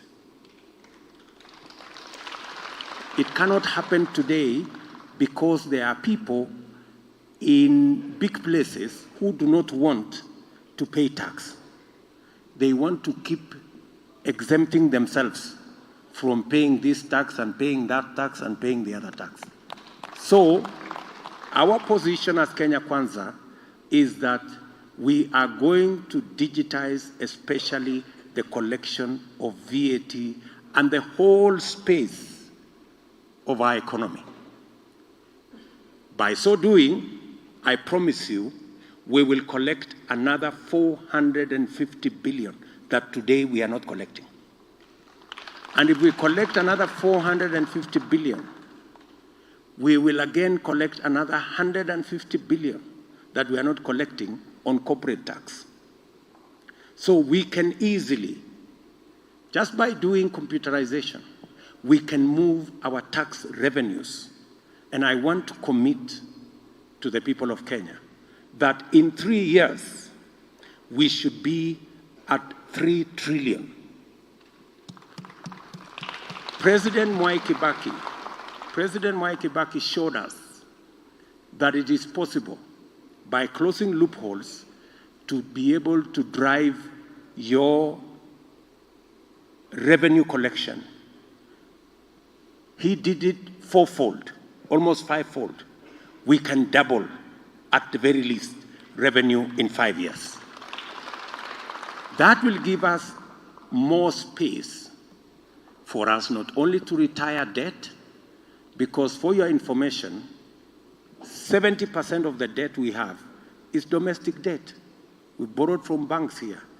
That's why ordinary business people cannot be given money by banks. Why would a bank risk giving a trader money when they have free money from the government? Because if government is giving you 12, 13%, why are you going to lend to Washira? And with all the risks. That's why the private sector is starved of financing today, because government is borrowing domestic. So our strategy is to grow our tax base so that we increase our tax revenues, and also close loopholes and digitize so that we can collect all collectible revenues, especially VAT and corporate tax. That way, we will have not only resources to run our affairs, but we will also have resources to retire our debt. And lastly, as I said here, we are already in a hole. So the first thing we will do is to stop digging. If you read the newspaper, yesterday, it said we are borrowing 2.5 billion shillings every day. So the hole is still, so we'll stop digging first. I will ask my good brother Musalia to say the balance. Yeah. Thank you, Ndugu Deputy President. I just want to pick up from where you have touched, to stop digging. One of the critical areas is to make sure that the programs we are talking about are within the confines of a balanced budget, so that we can cut down on the desire or the appetite to borrow. The Deputy President has given examples of how we can grow revenue, but on the other side, we must make sure that we start working towards curtailing these huge budget deficits that we have, so that we can tame this issue that we call debt. And he has given you our plan. The profile. You have the domestic debt, and then you have the external debt. Both have inherent risks. The domestic debt cripples the economy, cripples lending, and so forth. The external debt can also put you into a lot of difficulty when the exchange rate is in trouble, and we are beginning to see a bit of that now. The central bank is rationing foreign exchange, and we are beginning to see our importers beginning to have trouble in getting raw materials for their factories. So we have to work on that basis. But I want to assure you, and the Kenyans who are listening, that there's also honor in making sure that you settle your obligations. So we as a Kenya Kwanza government will make sure that we honor our obligations, because these are sovereign debt. They may have been entered into difficult situations, but primarily, we must be a country that pays its debt. And as Kenya Kwanza, we intend to do just that. Finally, let me highlight that within the Kenya Kwanza fraternity, there is Honorable Sakwa Bunyasi. Sakwa Bunyasi is seeking to be governor of Busia. He's an economist. He has worked with the World Bank. And Sakwa Bunyasi has actually brought a bill which was deliberately delayed until Parliament has gone into Sine Die, which was to tackle the issue of transparency and better risk assessment and management of our public debt. When we take over, we will make sure that that bill finds its way to the floor of the House.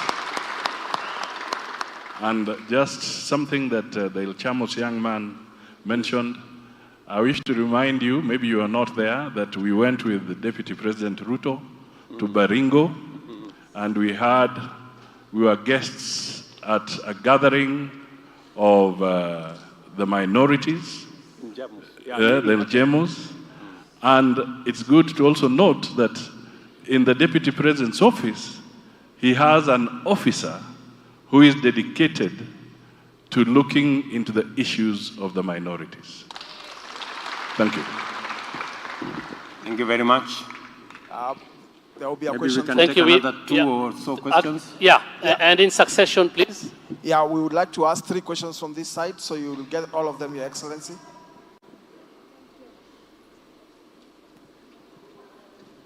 Thank you very much, Your Excellency. My name is Jane Putunoi from Laikipia County. I have 3 questions, and thank you very much because you have presented very well your manifesto. Sorry, Jane, kindly just ask once. We give a chance to the others, please. Okay. So I have 1 question, or 2. Yes. One, I've heard you talk about tourism, but I've not heard you talk about conservation tourism that is being dependent so much by the people from the north. The second one?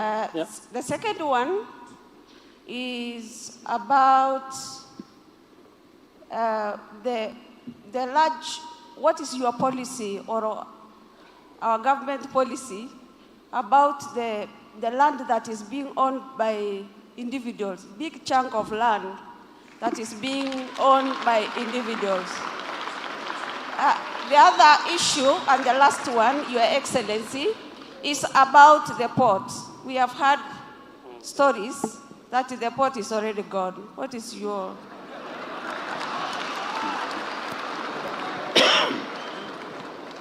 Excellency, just before you answer, please take this.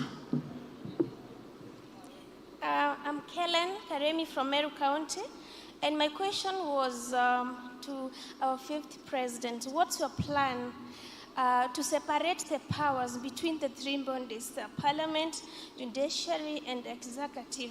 Another, it's a request, Mr. President, for now I can call you Mr. President, about mental health.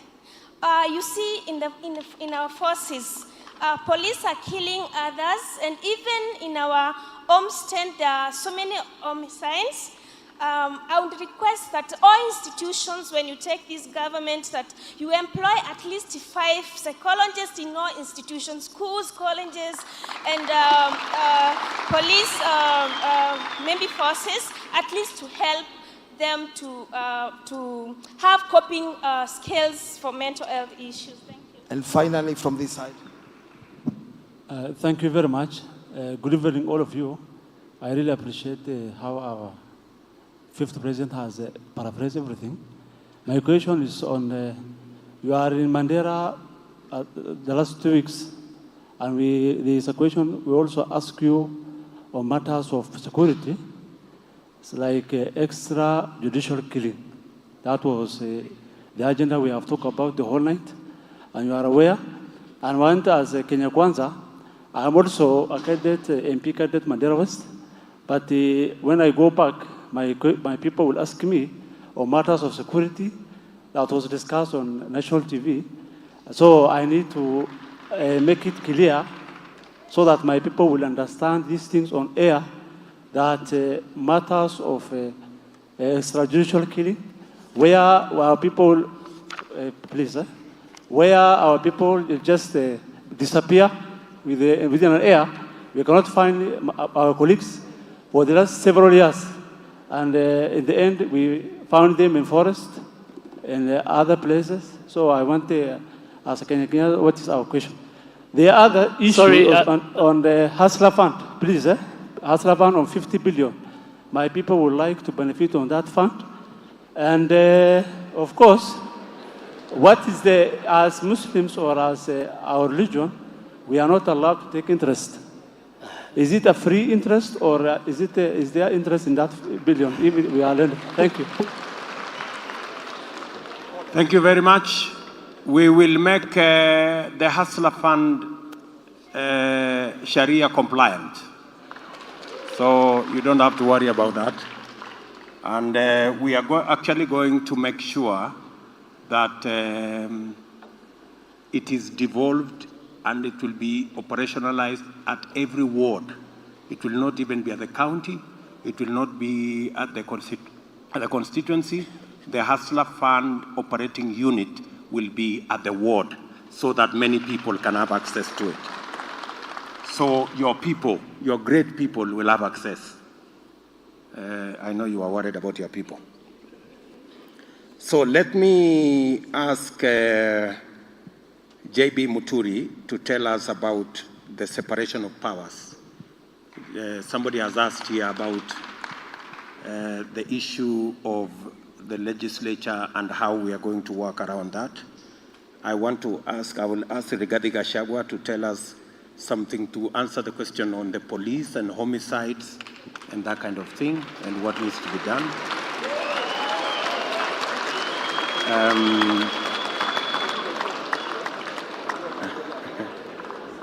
I will ask,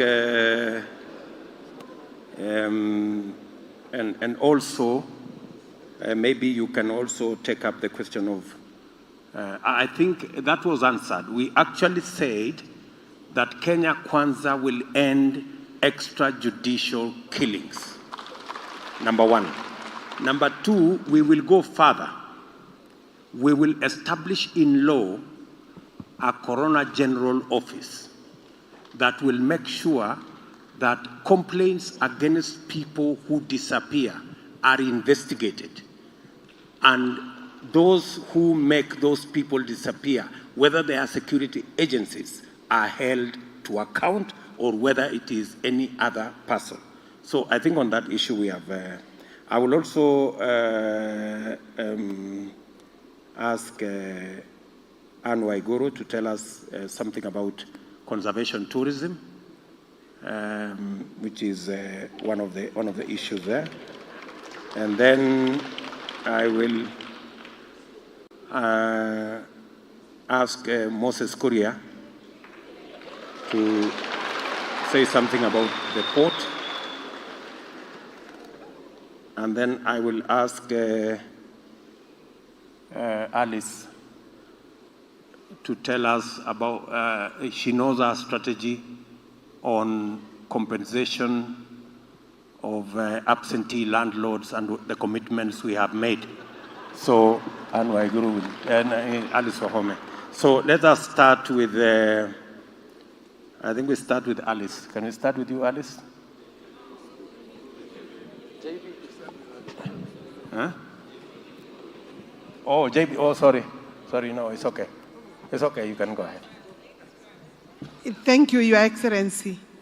On absentee landlords, and there are many, and especially in our coastal regions, and even some areas here in Nairobi and elsewhere, I have interacted with some of our proposals from the regions regarding the subject, and the proposals and solutions also being offered from the people themselves is that the government can take up a very quick, in-depth, detailed audit so that we can establish where these landlords are, if they exist, the amount of land by way of acreage that is held by the so-called absentee landlords, and then the government will take stock of that.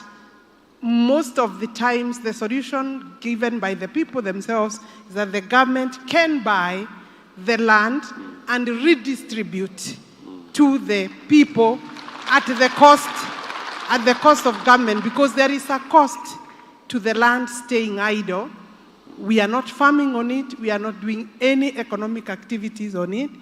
And therefore, the question of even paying lease fees is not sufficient. We would rather utilize the land. I hope that answers to some extent. Thank you.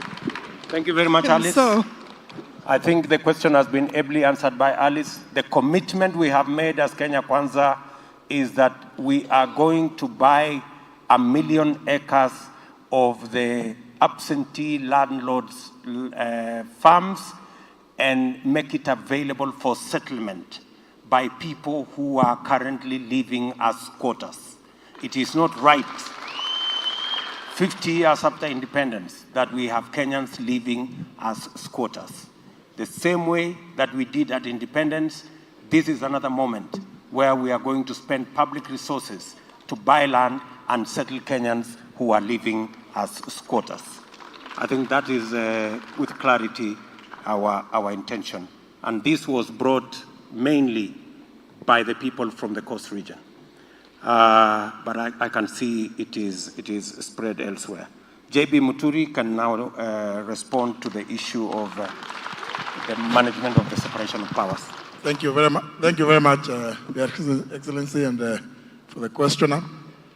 I want to begin by saying that Kenya is not unique in practicing a system where there's the executive, the judiciary, and the legislature. But we become unique in how the three arms relate. I want to begin by appreciating the commitment that Kenya Kwanza has made, and if you read through the entire document, about this issue of separation of powers. His Excellency has already stated categorically that we'll operationalize the judiciary fund so that the judiciary does not have to keep looking behind their backs to know what decisions to make in which disputes. Indeed, Kenya Kwanza, in this manifesto, has committed to strengthening the Chapter 15 commissions, both financially and operationally. That speaks to the respect, the high respect that Kenya Kwanza intends to give to the whole gamut of the subject of separation of powers. I'm aware that many people are quite apprehensive, Your Excellency, because the president is elected through a political party and will have members of parliament who, as you have seen, tend to be sometimes swayed to vote in a particular way. But I want to state that the commitment that has been made by His Excellency, the Deputy President, with regard to operationalization of the independence of various institutions is commitment sufficient enough to ensure that there will be no question of anybody saying that this one is extending their mandate to the functions of the other. But it is also something that we cannot run away from, the fact that His Excellency has a range of policy matters contained in this document, which will require legislation. Legislation will be originated from various government ministries, but it goes to Parliament. His Excellency the President, as we believe is going to be, has committed, it is up to Parliament to go and debate, because the members of his party know the commitments that we have made to the people of Kenya, so that the policies are implemented through legislation. That should not be seen as interfering with the operations of Parliament.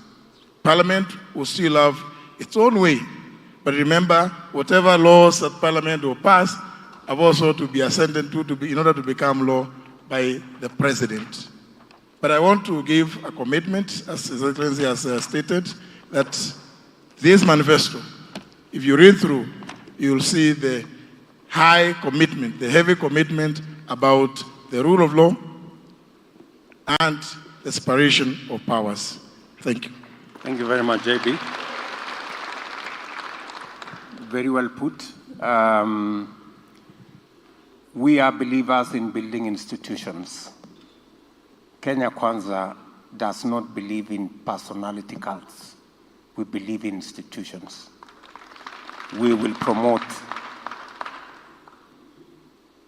and respect Parliament as an institution. We will promote and respect the judiciary as an institution, because it is only by so doing that we can build institutions strong enough to support the kind of program that we want. And I was once told that the best way to support an institution is to criticize it when it goes wrong. So we will be open to criticism from any quarter. And we will also point out to other institutions when we see they are not doing the right thing. And that is the nature of democracy. But we will ensure that every institution has what it takes to discharge their mandate in accordance with the Constitution. Let me request Anne Waiguru to speak to us on the subject of, we spoke about tourism and the products we want to change. Maybe you can say something about conservation tourism. Thank you. Your Excellency, on conservation tourism and generally on the tourism sector, you have had at this point in time, we have been stuck at about 2.5 or so million tourists coming to the country.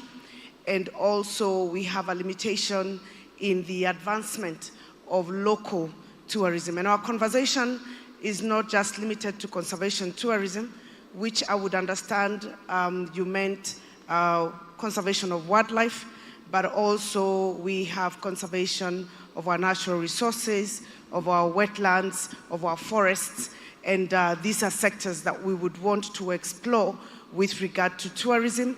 But broadly, even beyond that, we would want our tourism sector to expand to focus on other things, adventure tourism, agricultural tourism.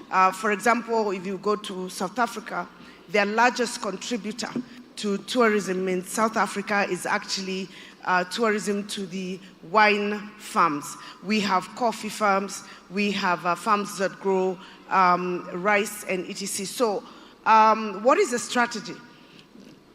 The strategy is to provide incentives that make it possible for people to provide services that will encourage people to go and tour and participate in those areas. Like, for example, in your area where we're talking about the Savo, or if it's the areas where we have wildlife, the government would provide security, ensure that those people who are coming for tourism in that area feel secure enough to go and explore. But we also will provide incentives as the government to small businesses, individuals, and communities that organize this tourism in their areas, giving them incentives on the revenue that they get, ensuring that they have enough tax incentives so that they are willing to put up structures similar, allow me to use the word without necessarily branding, to use the structures like the Airbnb that young people use to book. So it doesn't necessarily mean that you will go and stay in a 5-star hotel, but communities can provide accommodation, for example, where you go and experience how that community lives, how they interact with the wildlife, how they interact with their community, how they conserve their communities, their way of life and their culture.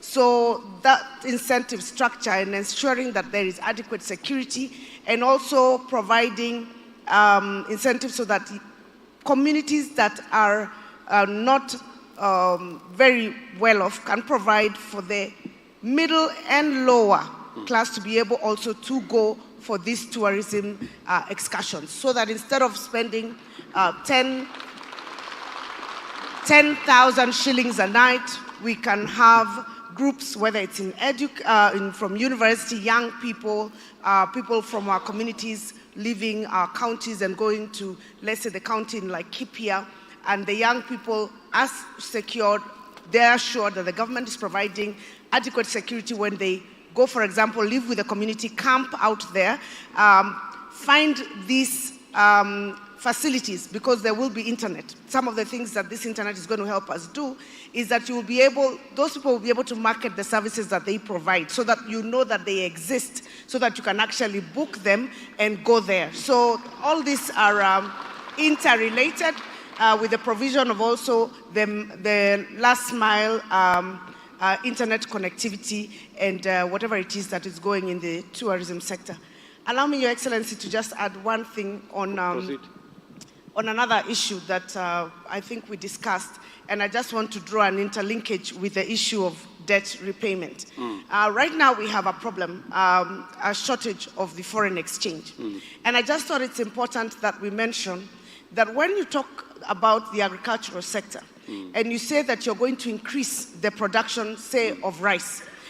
Right now, the importation of rice, wheat and palm oil, the amount of money that we use to import is about 25% of the foreign exchange that we use foreign exchange that we get in exportation. Yes. Now, if we grow the agricultural sector, I just want to show the linkages. If we increase the production of rice in Mwea, for example, from the current 110 metric tons to, let's say, 220,000 metric tons, you will have enough foreign exchange freed that can go to the contribution of the payment of the debt. So I just thought it's important that I mention that so that people know that this plan, the Kenya Kwanza government has a plan that has been very well thought out. It's very comprehensive. We have tried to simplify it, but there is actually a plan that interrelates in various value chains, and all of that will result not just in us being able to manage our debt, but also improving the cost of living and contributing greatly to economic growth. Thank you. Very well put, Anne.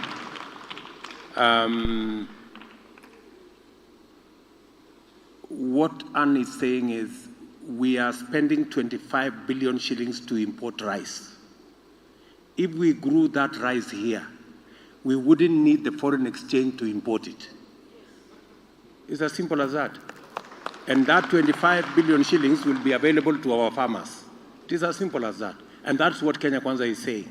So we will not only be saving our foreign exchange, which we are using currently to import products that we can grow, but we will also be putting money in our farmers' pockets. That is the plan of Kenya Kwanza. So we are doing three things in one. We are growing jobs, we are growing our tax base, and we are saving on foreign exchange. So that's really the big plan. I think I didn't communicate it properly, and that's why Anne was trying to help me. So that's good. Can we listen to my good brother, our deputy captain?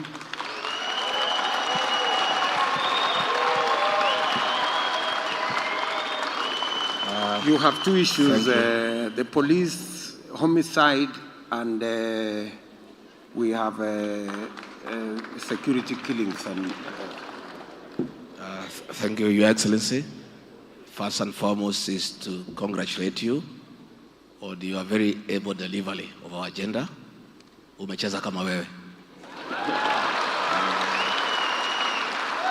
Secondly, is to confirm to the people of Kenya that what our leader has delivered today is a culmination of a consultative process with the people of Kenya. And all the issues that have been proposed here are a product of the priorities raised by the people of Kenya. And indeed, even the police interventions is a very wide consultative process with the police, chini ya maji, because if they talk to us in public, they would have been sacked. So all the interventions that have been made here has been a very wide consultative process. We have very serious homicides across the country and security breakdown because, first and foremost, the police service is demoralized. For the last 10 years, nobody has bothered about the police.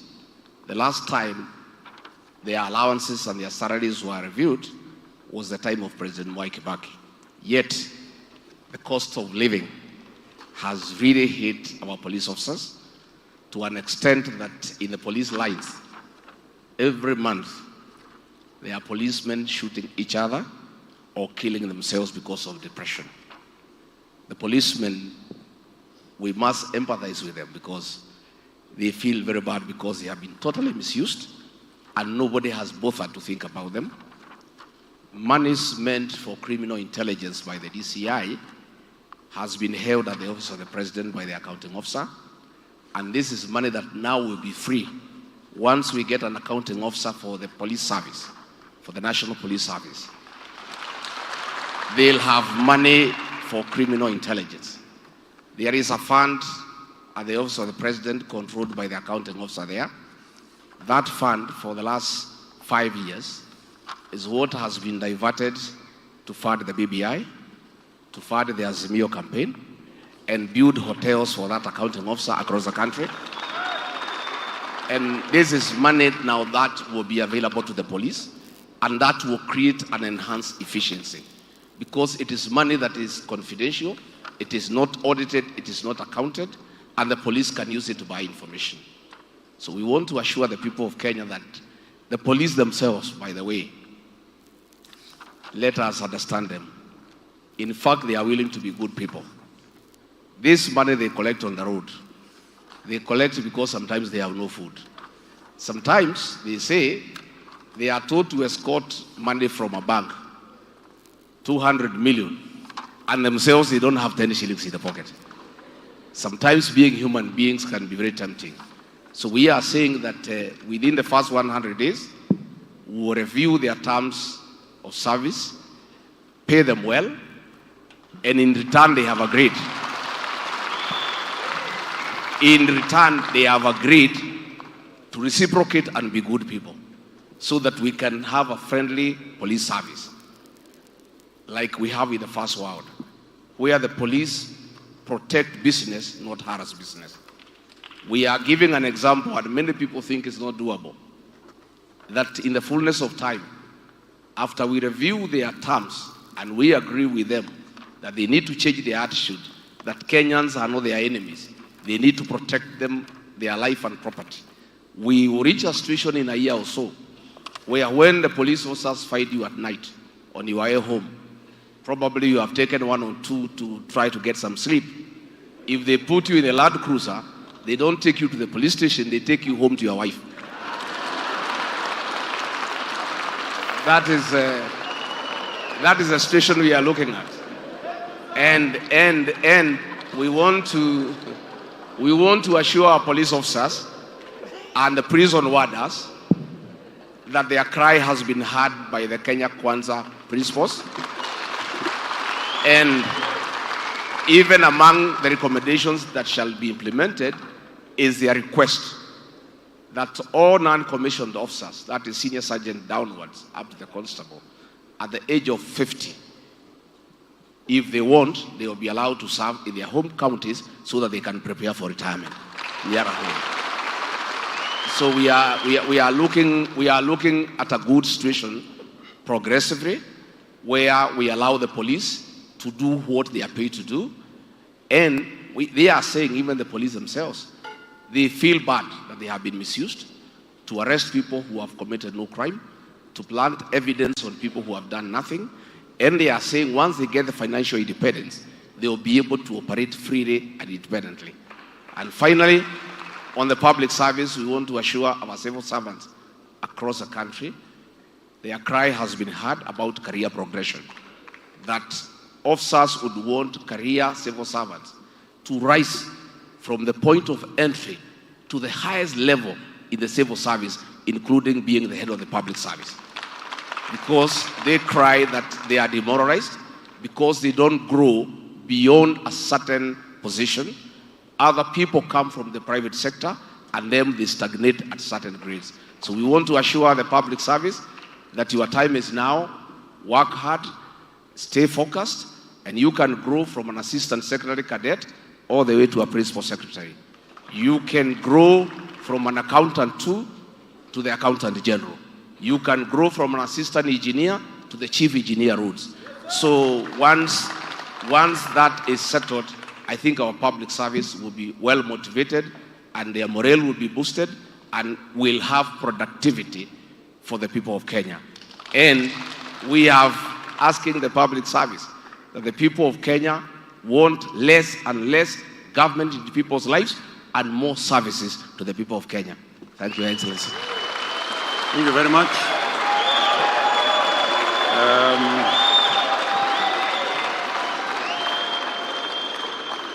I think I have nothing useful to add,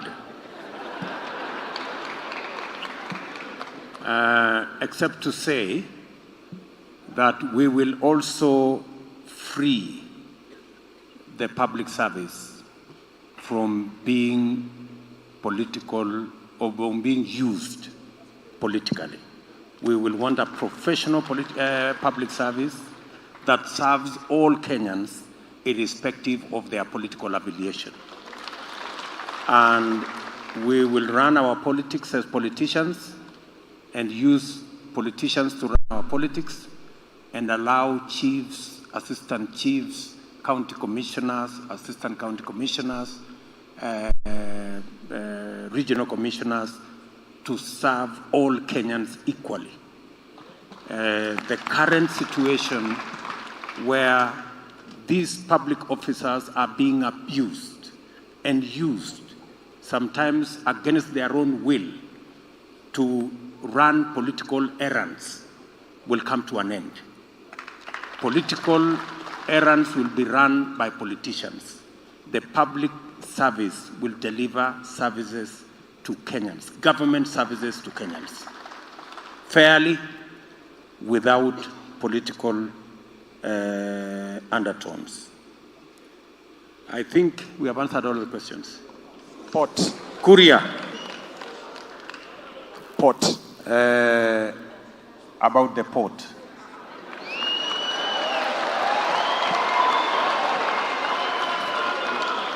Thank you, Your Excellency, for asking me the most controversial question. But I'm sure you have asked me because you are aware that I was fired as a vice chair of the Transport Committee because of asking questions. Yeah, I knew you were in the Transport related Committee, to so you are the most our transport and infrastructure sector, which is one of the sectors that has been bedeviled by an animal known as state capture. It started with the takeover of our ports, berths number 20 and 21 in the port of Mombasa, and giving it to a foreign company by the name of Mediterranean Shipping Company. We were promised that we will get 10,000 seafarers trained and hired by that company. After it was given away, not a single job, not a single Kenyan has been hired for these jobs. We saw it further with a skewed budgetary allocation. When we talk about moving the port of Mombasa to Naivasha, to private land of some people, that is the epitome of state capture. We saw it further in the aviation industry, which you have touched on. The attempts to merge Kenya Airways with Kenya Airport Authority and creating a behemoth that was supposed to create a big enough balance sheet for some people to be able to continue leasing their aircraft to Kenya Airways, which we know. So I've got good news and bad news. The bad news is that it's true that there are reports that the port is gone. The Honorable Musalia Mudavadi and the team elaborated on this yesterday, and only then did our Cabinet Secretary for National Treasury attempt to respond to it. So I have reasons to believe that the port is gone. That's the bad news. But the good news is that within the first 7 days of the Kenya Kwanza administration, we shall reverse all that.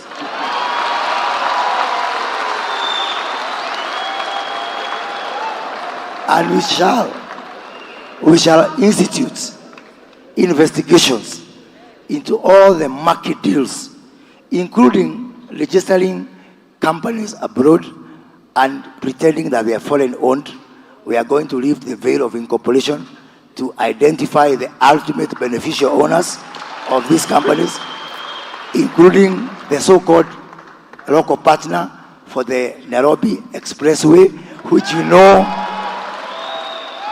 know very well there are people, it is done by people who are in this government who accuse other people of corruption, and they pretend to be cleaner than Caesar's wife, but they are actually rotten and they are mired in corruption. So I want you to ask Your Excellency, ukishindwa na mtu wa kufanya hiyo kazi, niachia watu nitanyorosha.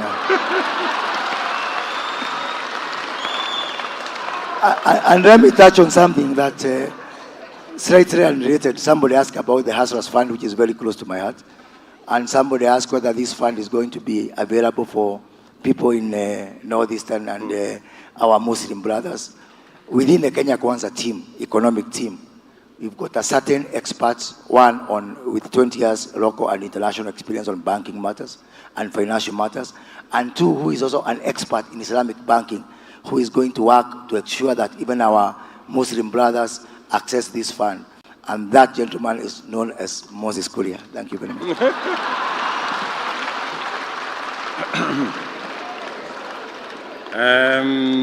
And it's not a joke that Moses Kuria actually is an expert in Islamic banking, because he has been in the banking industry and he is a worthy professional in that field. So I think we have made we have answered all the questions. We have already committed ourselves to ensuring that all the port operations that were removed from Mombasa on day one, we are going to reverse and make sure all port operations go back to Mombasa. That commitment we have already made. Thank you very much, Your Excellency. The questions still won't stop coming, but I think we have to come to bring this to a close. And we should have, I think, the next few days to read the manifesto, then ask more questions from an informed position. Okay? But there's still one. I'll just ask. It's okay, it's okay. I'll just ask three more burning questions. One from there.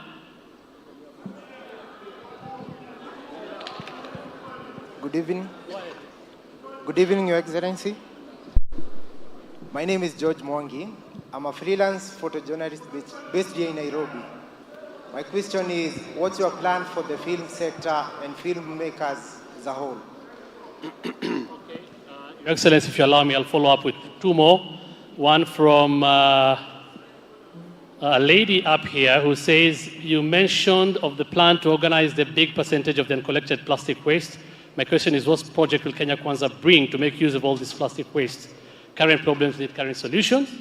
And then there's another question on, actually this is from online. Amran from Sunderland says, you mentioned, how do we expand Kenya's economic and commercial interests abroad as part of broadening foreign exchange?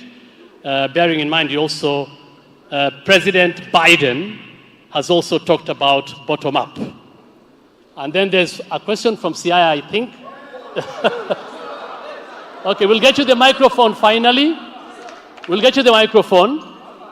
We have to bring this to a close. We'll get you the microphone. And there's one more here. It's actually a compliment, Your Excellency. Okay. From Mandos. This is somebody we were with in the Nairobi Economic Forum. And Mandos is actually saying he's very happy. You can stand, Mandos, so that people see you. Mandos, and I was a witness. Mandos is actually saying he's very happy because his proposal on solid waste management has made it to the manifesto. And this is what we mean when we say this is a people-driven process and it's a manifesto that has been authored by the people. Your Excellency, please. Thank you very much. My names are Eric Omondi, popularly known as Mandos. Going by my second name, it's obvious that I'm good in English, but I'll choose a language that will communicate to both the audience and the people I represent here. During the Economic Forum for Nairobi, I was invited by the Honorable Governor, Mr. Sachs there, and with my team from Nairobi, we laid out a very, very great program on how solid waste can be managed in this country. Today, I've got the belief, because even the incoming president told the incoming governor to stand up so that people can understand what he means by goodwill of the people who deal with solid waste. on that part, I say thank you very much, Chief Hustler. Thank you, Mandos. I remember you. Thank you. Yeah, I remember. On the matter of the film, as we wait for the other person to ask the question there, you've asked me about the film industry, what we're going to do about it. First, we will make sure that we will expedite the passage of the Creative Economy Bill. That Creative Economy Bill will actually give us the film fund, because therein, in the Creative Economy Bill, we have built in a fund. That fund will now make it possible for the film industry in Kenya, first, to ensure that you can have access to modern equipment. You can borrow money, hire, buy modern equipment to build our film industry. You can also, using the bill, it speaks to reviewing policies and charges across counties so that filmmakers are not charged levies and fees in this county and in the next county when they are making their films. We've also established a green channel for filmmakers who want to make their way to Kenya, because there have been impediments on matters to do with their equipment being confiscated at the airport, them not being allowed, being charged huge levies and fees. We are going to review all that so that it makes it much more easy for filmmakers to find their way to Kenya. Because in any case, once they are doing their filming in Kenya, they hire our staff, they eat our food, they sleep in our hotels, they spend their money here. I think that's a bigger benefit than the little fees we have imposed on filmmakers coming to Kenya. So, using the bill, my good brother, we will establish a film ecosystem that is going to make sure that filmmakers have the best environment to deliver on good quality products at rates that are reasonable. There was a question on? I think that's it. That's it. I mean, Yeah, thank you. You asked me something else on? On foreign policy. Yeah? On? Siaya. Let's look. Siaya wasn't asked. But Sorry. Foreign policy, yes. Okay, let's try and get them a microphone. Okay, let's get, there's a person called Siaya. Okay, gentleman is there. Yeah.